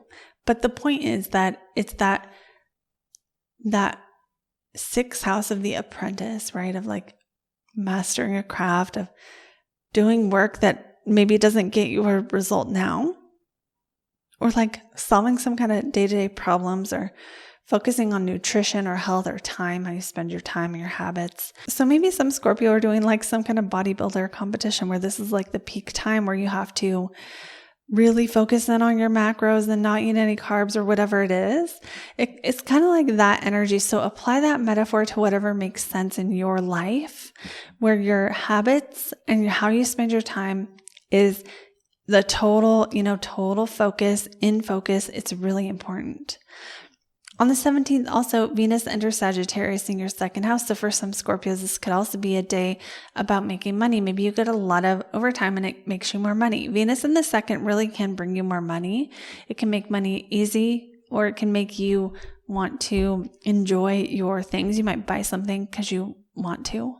You might buy something you think is pretty. You might have just bought something you really like and it brings you joy and you just want to do like, if it's a TV, you just want to watch it. If it's a dress, you just want to wear it, But Venus also rules your 7th and 12th. So it can be for some Scorpios, maybe a relationship, a partner is motivating you to make money, or maybe a partner is giving you money or giving you a gift at this time. Another person gives you a gift is a possible thing that can be happening on the 17th. And because it's with the full moon in Aries, some of it's like someone gives you a gift because you've worked so hard, kind of a thing, but not always. On the 22nd, the sun enters the Scorpio. That's your sign. That's your first house. Because the sun rules the 10th, this might be a time where you are getting recognized for your work, or your first impression you make at work is more important. On the 22nd, when the sun is in that first house, it brings more of a spotlight to you being seen. Now, it doesn't mean you're seen for something you've accomplished, but that you're seen for what your role is in your job more. So like maybe you're out in the community and someone recognizes you as the person who does what you do for work.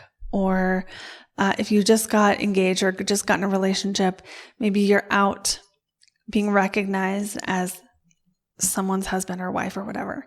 So it's all about you being recognized, or recognized isn't the right word, but making a first impression based on your role in life from the 22nd to the rest of October. And really when the sun goes in the first house, it's like you're just focused on you, kind of, it's like you're focused on what you are doing with your life and the role you're playing and, that kind of thing. It doesn't mean you're only focused on you. So overall, October for Scorpios is going to be a time where we see something changing with your level of isolation versus your level of involvement. And it could be going in the direction of, I want to have more privacy. I want to retire. I'm done with this project. That's kind of what it feels like. But it still is, it's like you're still busy though. You're still really spending time and energy on whatever project you've been working on. And maybe there's an intention or a seed being planted to maybe do less in the future or something. That's the overall general energy I have for Scorpio. Let me know in a comment if it resonated. I always love hearing from you, and I'll see you guys in the next video. On to Sagittarius. For Sagittarius, October is going to have a solar eclipse in Libra in your 11th house and a full moon in Aries in your 5th house.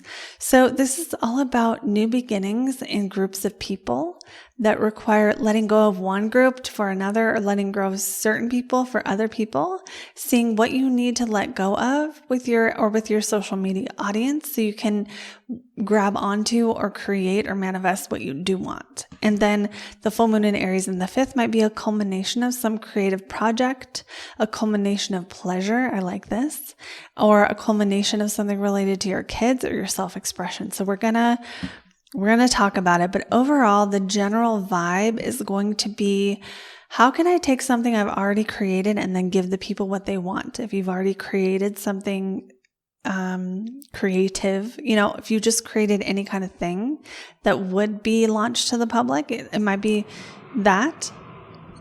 And then there might be a sort of a shift away from the creation energy and into the energy of like, others, working with others, or somehow taking creativity or taking your life force energy, making it more public, making it more seen by more people, or something along those lines. So starting on the 2nd, we have that solar eclipse in Libra in the 11th house. Again, it's going to be about focusing in on giving the people what they want, killing your darlings if you're like a writer, or if you've made stuff, and like taking what you already do, making it palatable to the masses. If that doesn't apply, it might be a time where you're focusing less on what you're doing and how you're expressing yourself, and focusing more on like how you can fit in with others or mingle with others in some way. You might be going somewhere or doing things that relate in the next 6 months that relate to connecting with the right people and letting go of certain people for others. And that doesn't have to be a bad thing. It's just like maybe if there's people you don't fit in with where you are, This might be a time where it's time to go where it's warm, go where there's people who are going to appreciate you and your creative life force energy. All right, on the 6th, Jupiter goes retrograde in your 7th house of relationships. On the 9th of October. And it's going to be a relationship focus, but it doesn't have to be ending or beginning. It could be, but it's probably more likely you're going to be focused on who, it's like who am I with? Who am I talking to? Who are my clients? Who are my coworkers? Who is the question on the 9th? And it really doesn't, Jupiter going retrograde does not change your life. Jupiter goes retrograde every 6 months, but you might be like redoing something related to who you're working with, or going back over something that's been related to other people for the past, since June-ish, end of May, I think, when Jupiter entered Gemini. On the 11th, Pluto goes direct in your 2nd house of money. I don't be scared of this, Sagittarius. This is a time to think about, because, Pluto will be direct for a little over a month, and then in November, it goes back into Aquarius for good, and it will never go back in Capricorn again for our whole lives. You have one more month of Pluto in your money house, and then it's never going to be there again. So the question is, what has Pluto done to you financially? What has Pluto done to you financially, my Sagittarius? Has Pluto made you powerless? Has Pluto helped you embrace your own power when it comes to your confidence level, your ability to bring value to the marketplace, your things? What has Pluto done to your physical things since 2008? How many times have you lost everything since then? Pluto will do that sometimes. And more importantly, how have you, like Persephone, stepped up to become queen of the underworld? And what I mean by that is, what ways have you stepped up to own your personal power when it comes to money? And how are you going to be able to use that in the future? Pluto has sort of cleansed and clarified and released any toxic stuff or negative stuff related to your money and your possessions.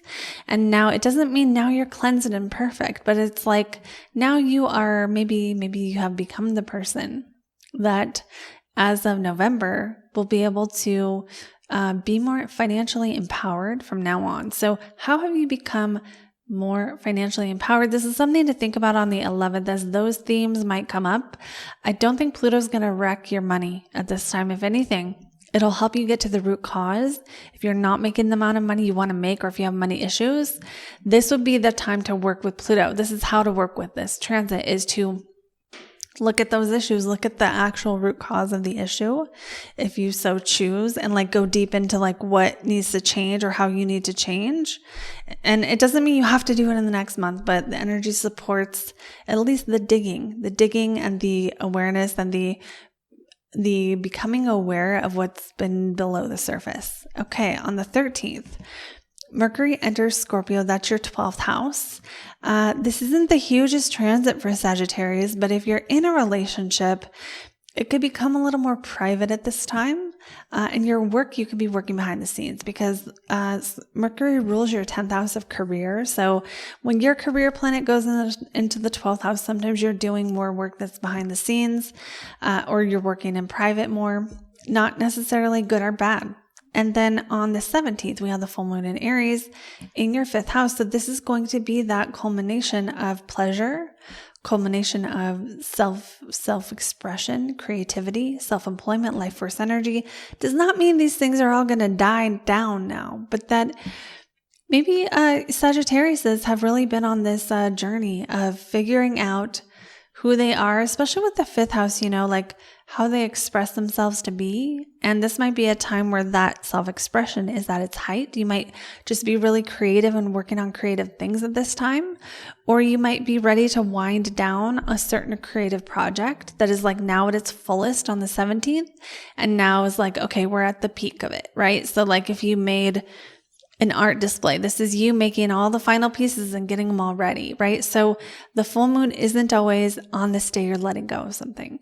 Sometimes it's when you're at the peak of it. It's at its fullest point. It's at its highest point, and it's it's filled with energy. And your 5th house being filled with energy could be dating and having a bunch of dates. It could be working on something creative. It can be doing something with kids if you have kids, or if you do something like write children's books, or kids are a part of your life.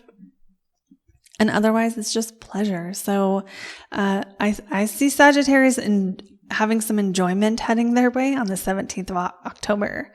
Also on the same day, Venus enters Sagittarius. That's your sign. That's your first house.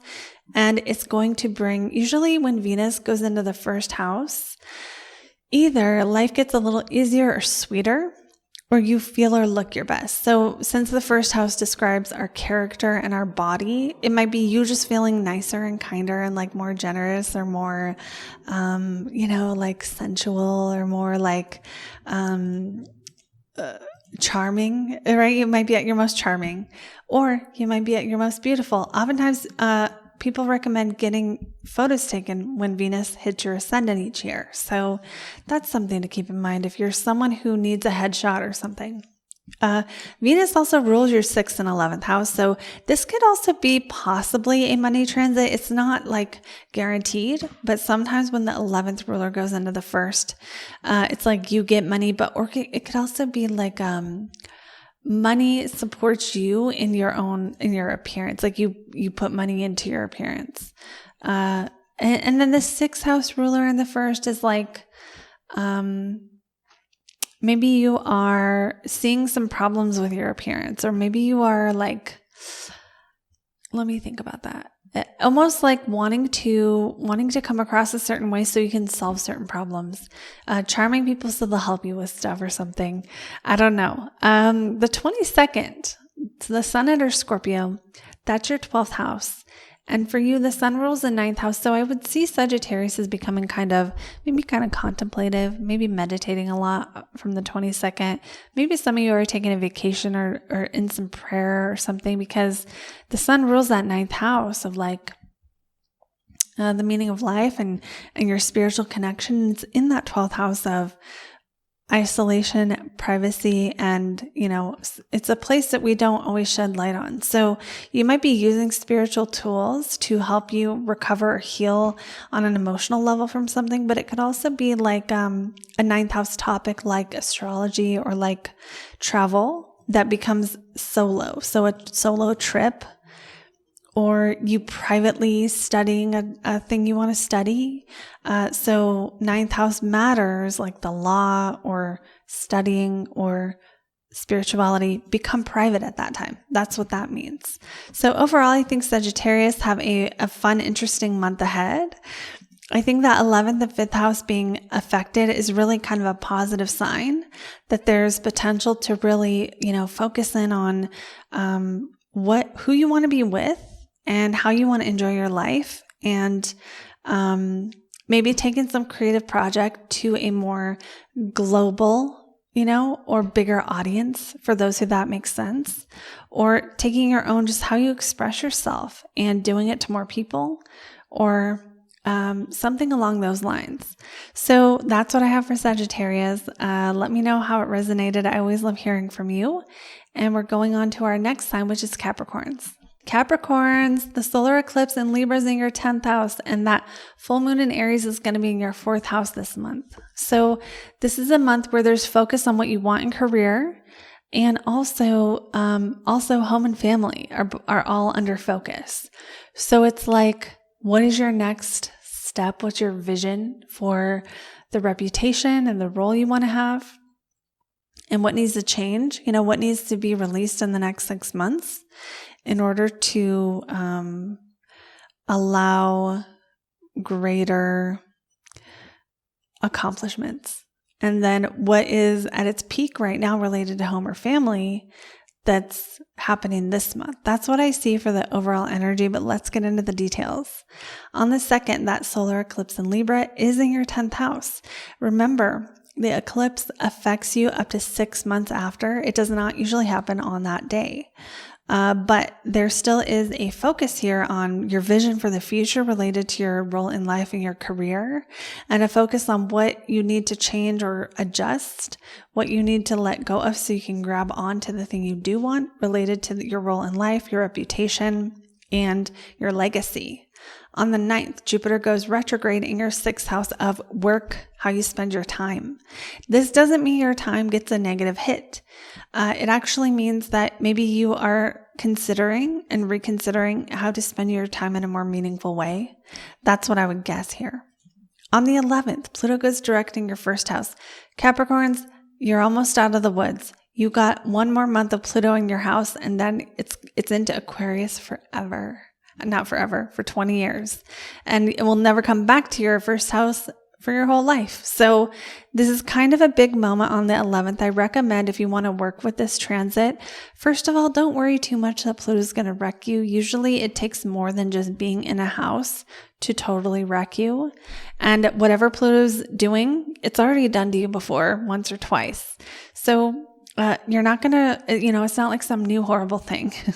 It might be some horrible thing you've already dealt with, but Pluto going direct in the 1st, think about how you've changed since 2008, especially in your body, your identity, and who you would call yourself. Imagine you in 2008, someone asking you, who are you? And you answering. And imagine now your answer today and reflect on everything you've been through and think about how much you have changed, how much you have transformed, how much you have gone through your own personal hell and come up the other side and not afraid of who you are or not afraid of your potential anymore. Think about those things on the 11th. And if you have anything else about your body or your identity that you're like, I really want to change this thing, the next month might be a good time. I'm not saying you should go get a bunch of plastic surgery. I don't mean it like that. I mean anything about who you define yourself to be. I'm this kind of person. I work at this kind of place. If you want that to change and you're not happy with it, then it's not like Pluto guarantees it's going to change, but while Pluto's still in the 1st house would be the time that Pluto will show you the root cause. Okay. Pluto will show you the root cause of areas of life where you are not able to be your authentic self in your body, in your, where you go all the time, in your relationships, in your career, in every facet of life. So that's how you could work with Pluto if you wanted to, but you don't have to. You can just know that pretty soon it won't be in your 1st house anymore and it will never come back to your 1st house again unless you live for a very, very, very long, ungodly, unhumanly amount of time. Okay, going on now to the 13th when Mercury enters Scorpio.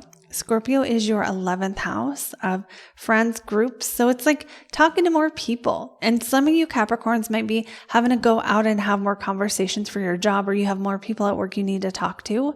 Others, this will be outside of work. It's like you're going to parties or you're going to hang out with people or you're in groups of friends or coworkers or acquaintances that there are more conversations that need to be had. That's really what I see on the 13th is more conversations. And for the rest of the month, conversations with groups, speaking in groups, dealing with groups, going to group events or something along those lines might be highlighted. On the 17th, that full moon in Aries is in your 4th house. So remember, a full moon doesn't mean a release of your home, like you don't lose your house. It's the culmination of something related to that 4th house, that where it's its fullest that it can be, which means more activity in the 4th house. That could be your home. Okay. It could be more focus and activity in your home. It could be more focus on family stuff. It could be you focusing more on emotional dynamics that are rooted in childhood, because that 4th house is our roots, our foundations, and, where we come from. Also on the 17th, Venus enters Sagittarius, which is your 12th house. So if you are a Capricorn who wants to do therapy type things that are designed for you to understand yourself at a deeper level, see things about yourself that are hard to see, the 17th would be the energy would be good for that, because when Venus goes into the 12th, you can enjoy that process more. So things that are hard to see that normally are painful, it's maybe if you have a good therapist, it doesn't hurt to look at those things, So I'm not saying this is not advice. I'm not saying you need to do this. It's just a reflection of what might be happening with the energy. Also, the 12th house is the house of bed pleasures. So when Venus goes into it, sometimes you just get to have more fun in that respect. Venus also does rule your 5th house of pleasure, So having pleasure in a private environment, and that can be in a sexual way or not, just whatever. So, but have some fun on the 17th. Enjoy yourself. Enjoy the feeling of being in your own skin. And Venus does rule your 10th house as well, Capricorn. I was thinking I was talking to Sagittarius for a second. So yeah, Venus rules that 10th house of Capricorn. And Venus rules the 10th house of Libra, and it's in your 12th house of Sagittarius, and you're a Capricorn. So what does that mean? Sometimes you're just working behind the scenes. Sometimes you are just less visible in your role, but it's still important. Like you're in the back doing stuff and nobody sees you. Or if you have a business, you're like getting ready to launch something. You're just like working on it. So it doesn't really mean good or bad. It just puts the focus of your work into a more behind the scenes energy. And same with partnership and dating too. So dating behind the scenes, I don't know what you all are into. I'm not going to judge, but it could be like dating gets more private. You have a secret lover. Not all Capricorns, but some of you might have a secret lover on the 17th. 22nd, Sun enters Scorpio in the 11th house. This is a good time to get visibility if you want to or need to. If you are trying to launch something, or you want to be seen for what you do, or you want people to, notice you, or you want your social media to grow, I would say from the 22nd through all of October and even into November, the Sun in the 11th tends to be a more visible place. It's already in the 10th, so it's already been visible, but now it can be seen by more people possibly. It doesn't guarantee you're going to be famous, but if you are a Capricorn who wants those things, the timing is good for that. The Sun for you rules the 8th house of other people's resources. So that might be someone else giving you a bonus, or things that merging with other people bring possibly more money, or you get money from a combined effort of some kind where there's a shared cut. Each person gets a cut or something. That could also be happening on the 22nd. So overall for Capricorns, I see October as being a month of lots of different stuff going on for you. A lot of focus on what you want next in career, and what you need to do to have the emotional foundation to kind of support that, or the stable home to support that, that jump. I get the image of if you want to if you want to jump up, it's if your foundation is not really solid, you can't jump as high. So that's the metaphor I get for Capricorns for October. I hope you enjoyed it. Let me know in a comment if it resonates. I always love hearing from you, and I'll see you in the next video. Going on now to Aquarius.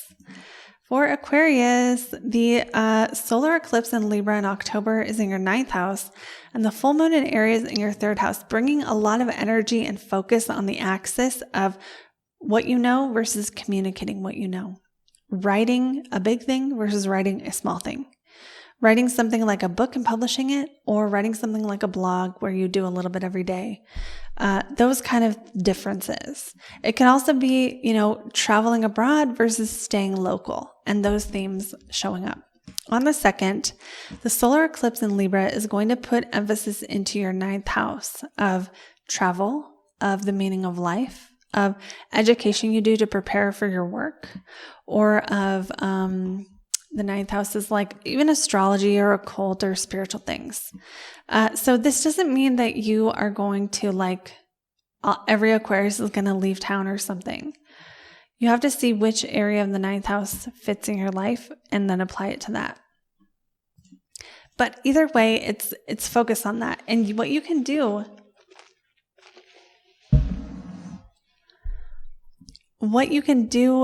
on this day, shoot. I want to start over because I'm getting tired. Okay, we're going to start over with Aquarius. Okay, Aquarius, welcome to October 2024. We have the solar eclipse in Libra in your 9th house and the full moon in Aries in your 3rd house, bringing a lot of energy to that axis of what you know versus how you communicate it.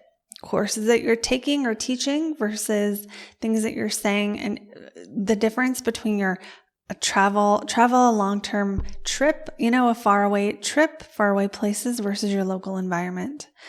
So any of these topics can be affected as well as others possibly. But let's talk more about how it's going to show up from the day to day. So we're going to start on the 2nd of October. That's the solar eclipse in Libra, bringing activity to your 9th house. This could be taking a course. It could be figuring out what you need to learn in order to accomplish something that will prepare you for your career. It could be publishing. It could be the law, something related to legal things. It could also be the 9th house is like astrology. It's the meaning of life. It's faith, our beliefs. So any of these topics can be highlighted, but because it's the eclipse, it'll be focused on in the next 6 months. And it's like, what do you need to let go of in this area to hold on to something else, or to really go toward the vision you want to have on your quest in life, really connecting with your quest in life. Now, if you want more on that, watch my video on the solar eclipse where I break it down. On the 9th, Jupiter goes retrograde in your 5th house, putting a focus on pleasure and joy and creativity, self-expression, how you express yourself, what you're creating. You might be going over something you've been working on creating for a while. You might realize you might go back to something that made you happy in the past. This is not, Jupiter retrograde is not the most life-changing thing, but it does bring usually a focus, especially on the day, so around the 9th of October, of that area. Now, if you have kids, it could be your kids. If you're dating, it could be dating. And just a change in that area. It doesn't mean good or bad. On the 11th, Pluto goes direct in your 12th house of isolation, of your own psychology, of your own fears. So Aquarius, I want you to think about, since 2008 when Pluto entered Capricorn, what fears have you faced and what psychological work have you done on yourself, and how have you kind of tackled your own demons since then? We all have them, and Pluto is only going to be in your 12th house for 1 more month, and then it will move into your 1st house where it affects your identity instead of your fears. But it's whatever Pluto has been doing in that 12th house, that's gonna end. So this could put you in touch with more things that you want to overcome. It could put you in touch with ways you want to meditate or get quiet, or how you want to be more spiritual, things you want to believe. Or it might put you in touch with things that you're afraid of so that you can face those fears and overcome them. So the idea here is that Pluto empowers by and the thing is, Pluto does some messed up things sometimes, but in general, Pluto tends to empower by helping us face the fear, then we're not afraid of it anymore. You don't get Pluto rewards unless you've gone through hell for something. What have you gone through hell for? To get sober, to be in recovery, to psychologically heal from anything. And how are you different than you were in 2008 related to that? This would be a good thing to reflect on.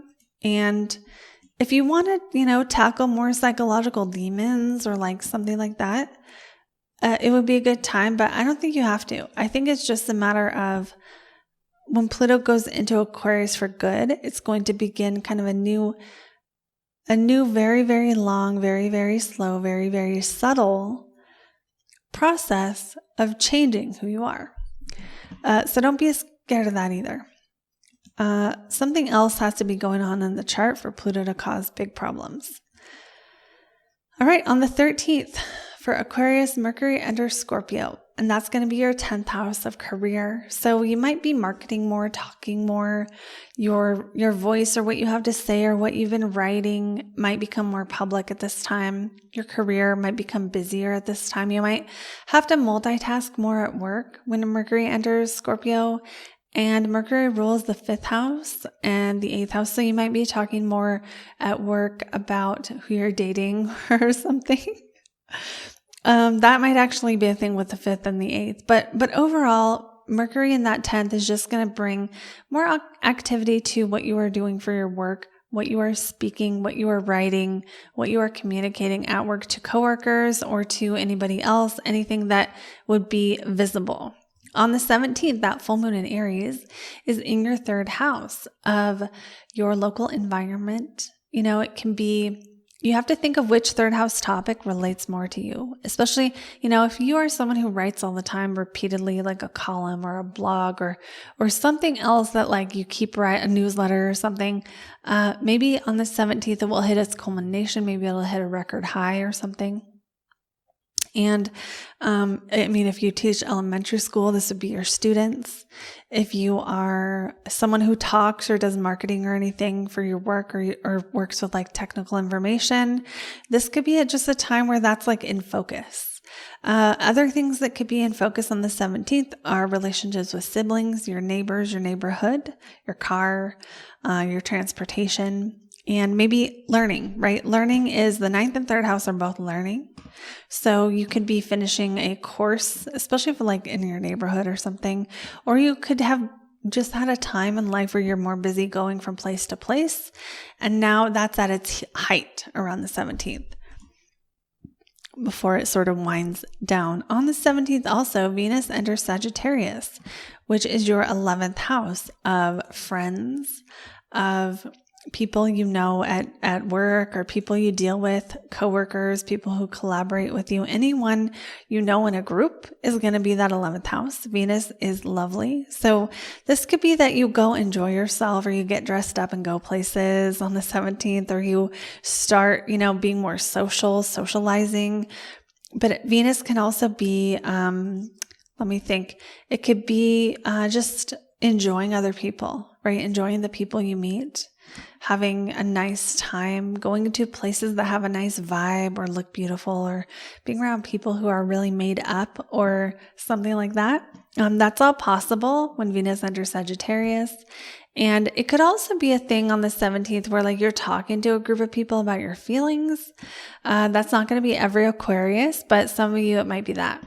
All right, so then on to the 22nd Aquarius, we have the sun entering your 10th house, and the sun rules your 7th house. So your relationship, if you're in one, could be the most visible at this time. And that could be what was happening on the 17th as well. If you're not in a relationship, sometimes this will just put emphasis on work. Work is under focus. It's a more important aspect of life right now.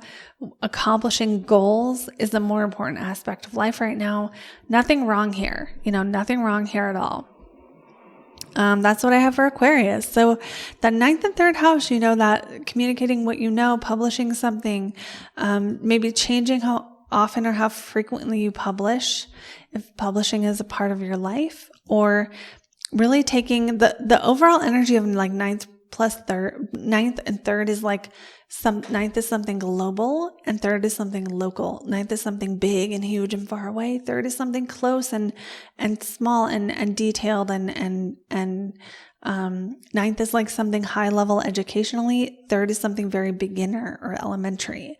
So those are the biggest topics happening for the month for Aquarius. And let me know in a comment if it resonates. I always love hearing from you. We're going to go on to our next sign, which is Pisces. Okay, Pisces. The solar eclipse in Libra is in the 8th house. The full moon in Aries is in the 2nd house. So solar eclipse in the 8th is going to be focusing on paying off debt, focusing on other people's resources, sharing with other people, focusing on taxes, investments, or, how you make money off of interest, retirement accounts, things like that, paying off debt, all that kind of stuff is the 8th house focus, where you're releasing something to gain something else. So maybe you are letting go of one credit card so you can have a better one. Maybe you are paying off one debt so you can consolidate, or maybe you are, stopping sharing resources with one person to share with another person who is a better person to share with. Maybe you're trying to change or limit the amount you depend upon others, or maybe you need to depend upon others during some point at this next 6 months. Go ahead and watch that solar eclipse in Libra video if you want more on that.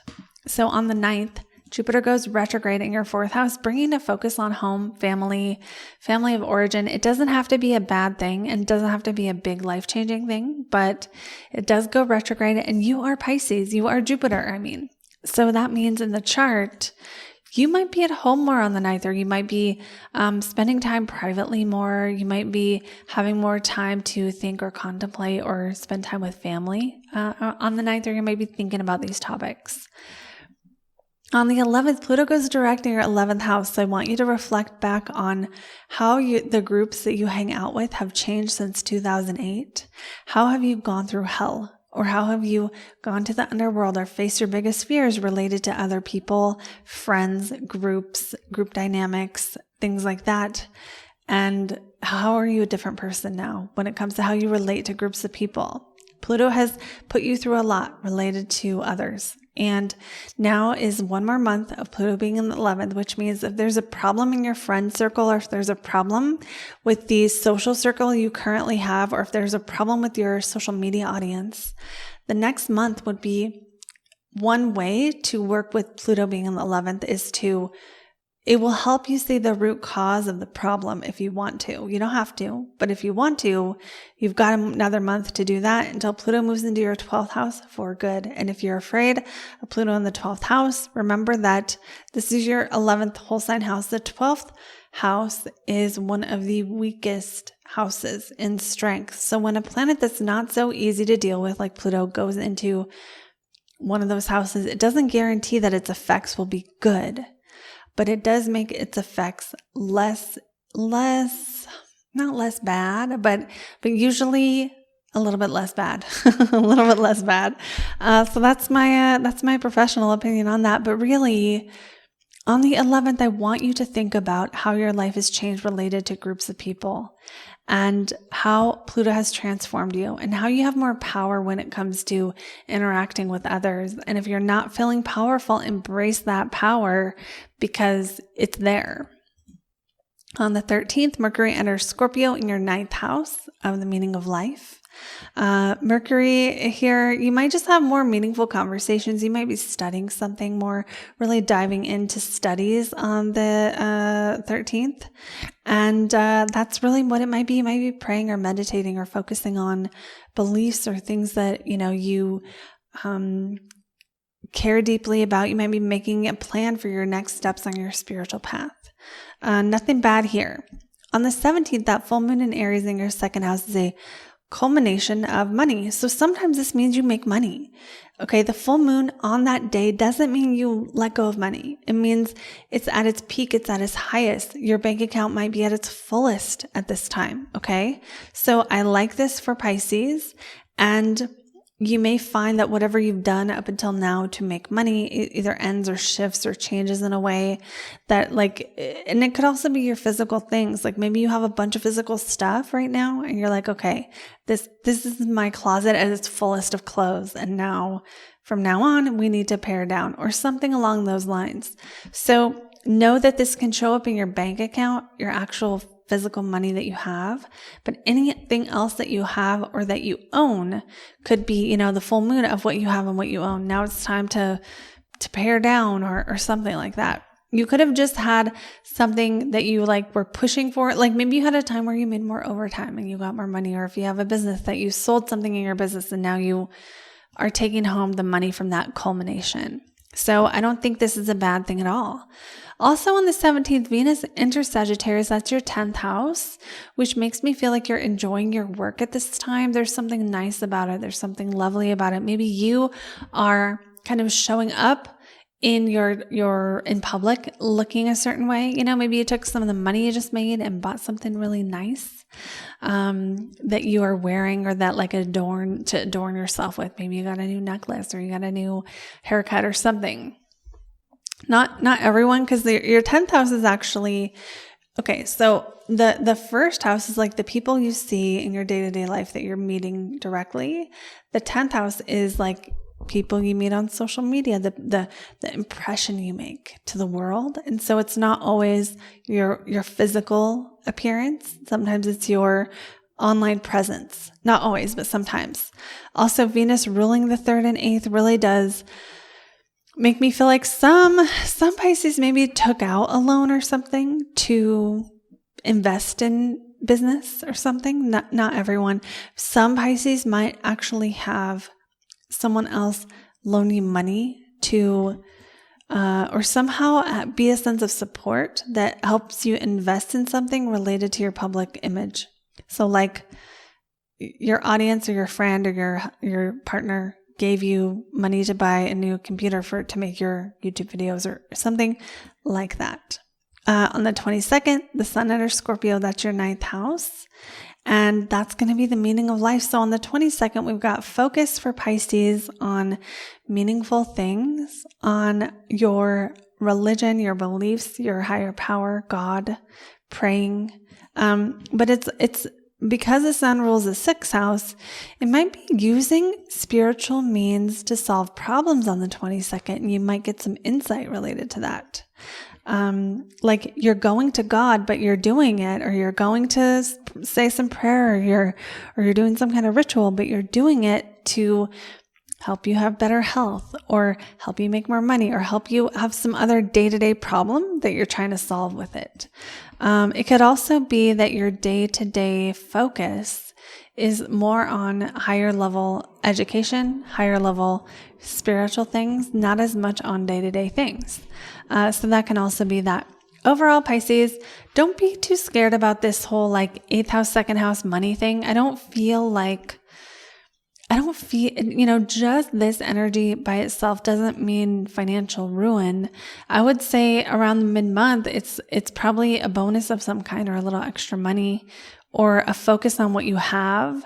And there's something about it being at its fullest, being at its peak. And even with that solar eclipse in Libra in the 8th, it's like, what kind of shared resources are you moving toward that, I don't know. It's like maybe you're going to take your own money that you make on the 17th and you're going to invest it. Or maybe there's just more focus on like what you owe, what you need to be able to afford to pay for. And then maybe there's some kind of a ability to pay for it that comes in.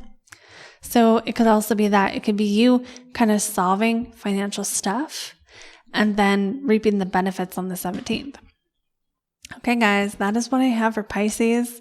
And don't forget to join my aspects course. It's still going. You can still join us so you can learn, instead of getting stuck on aspects, trying to put other people's definitions together and not knowing how they fit, like sign versus house, this planet versus this planet.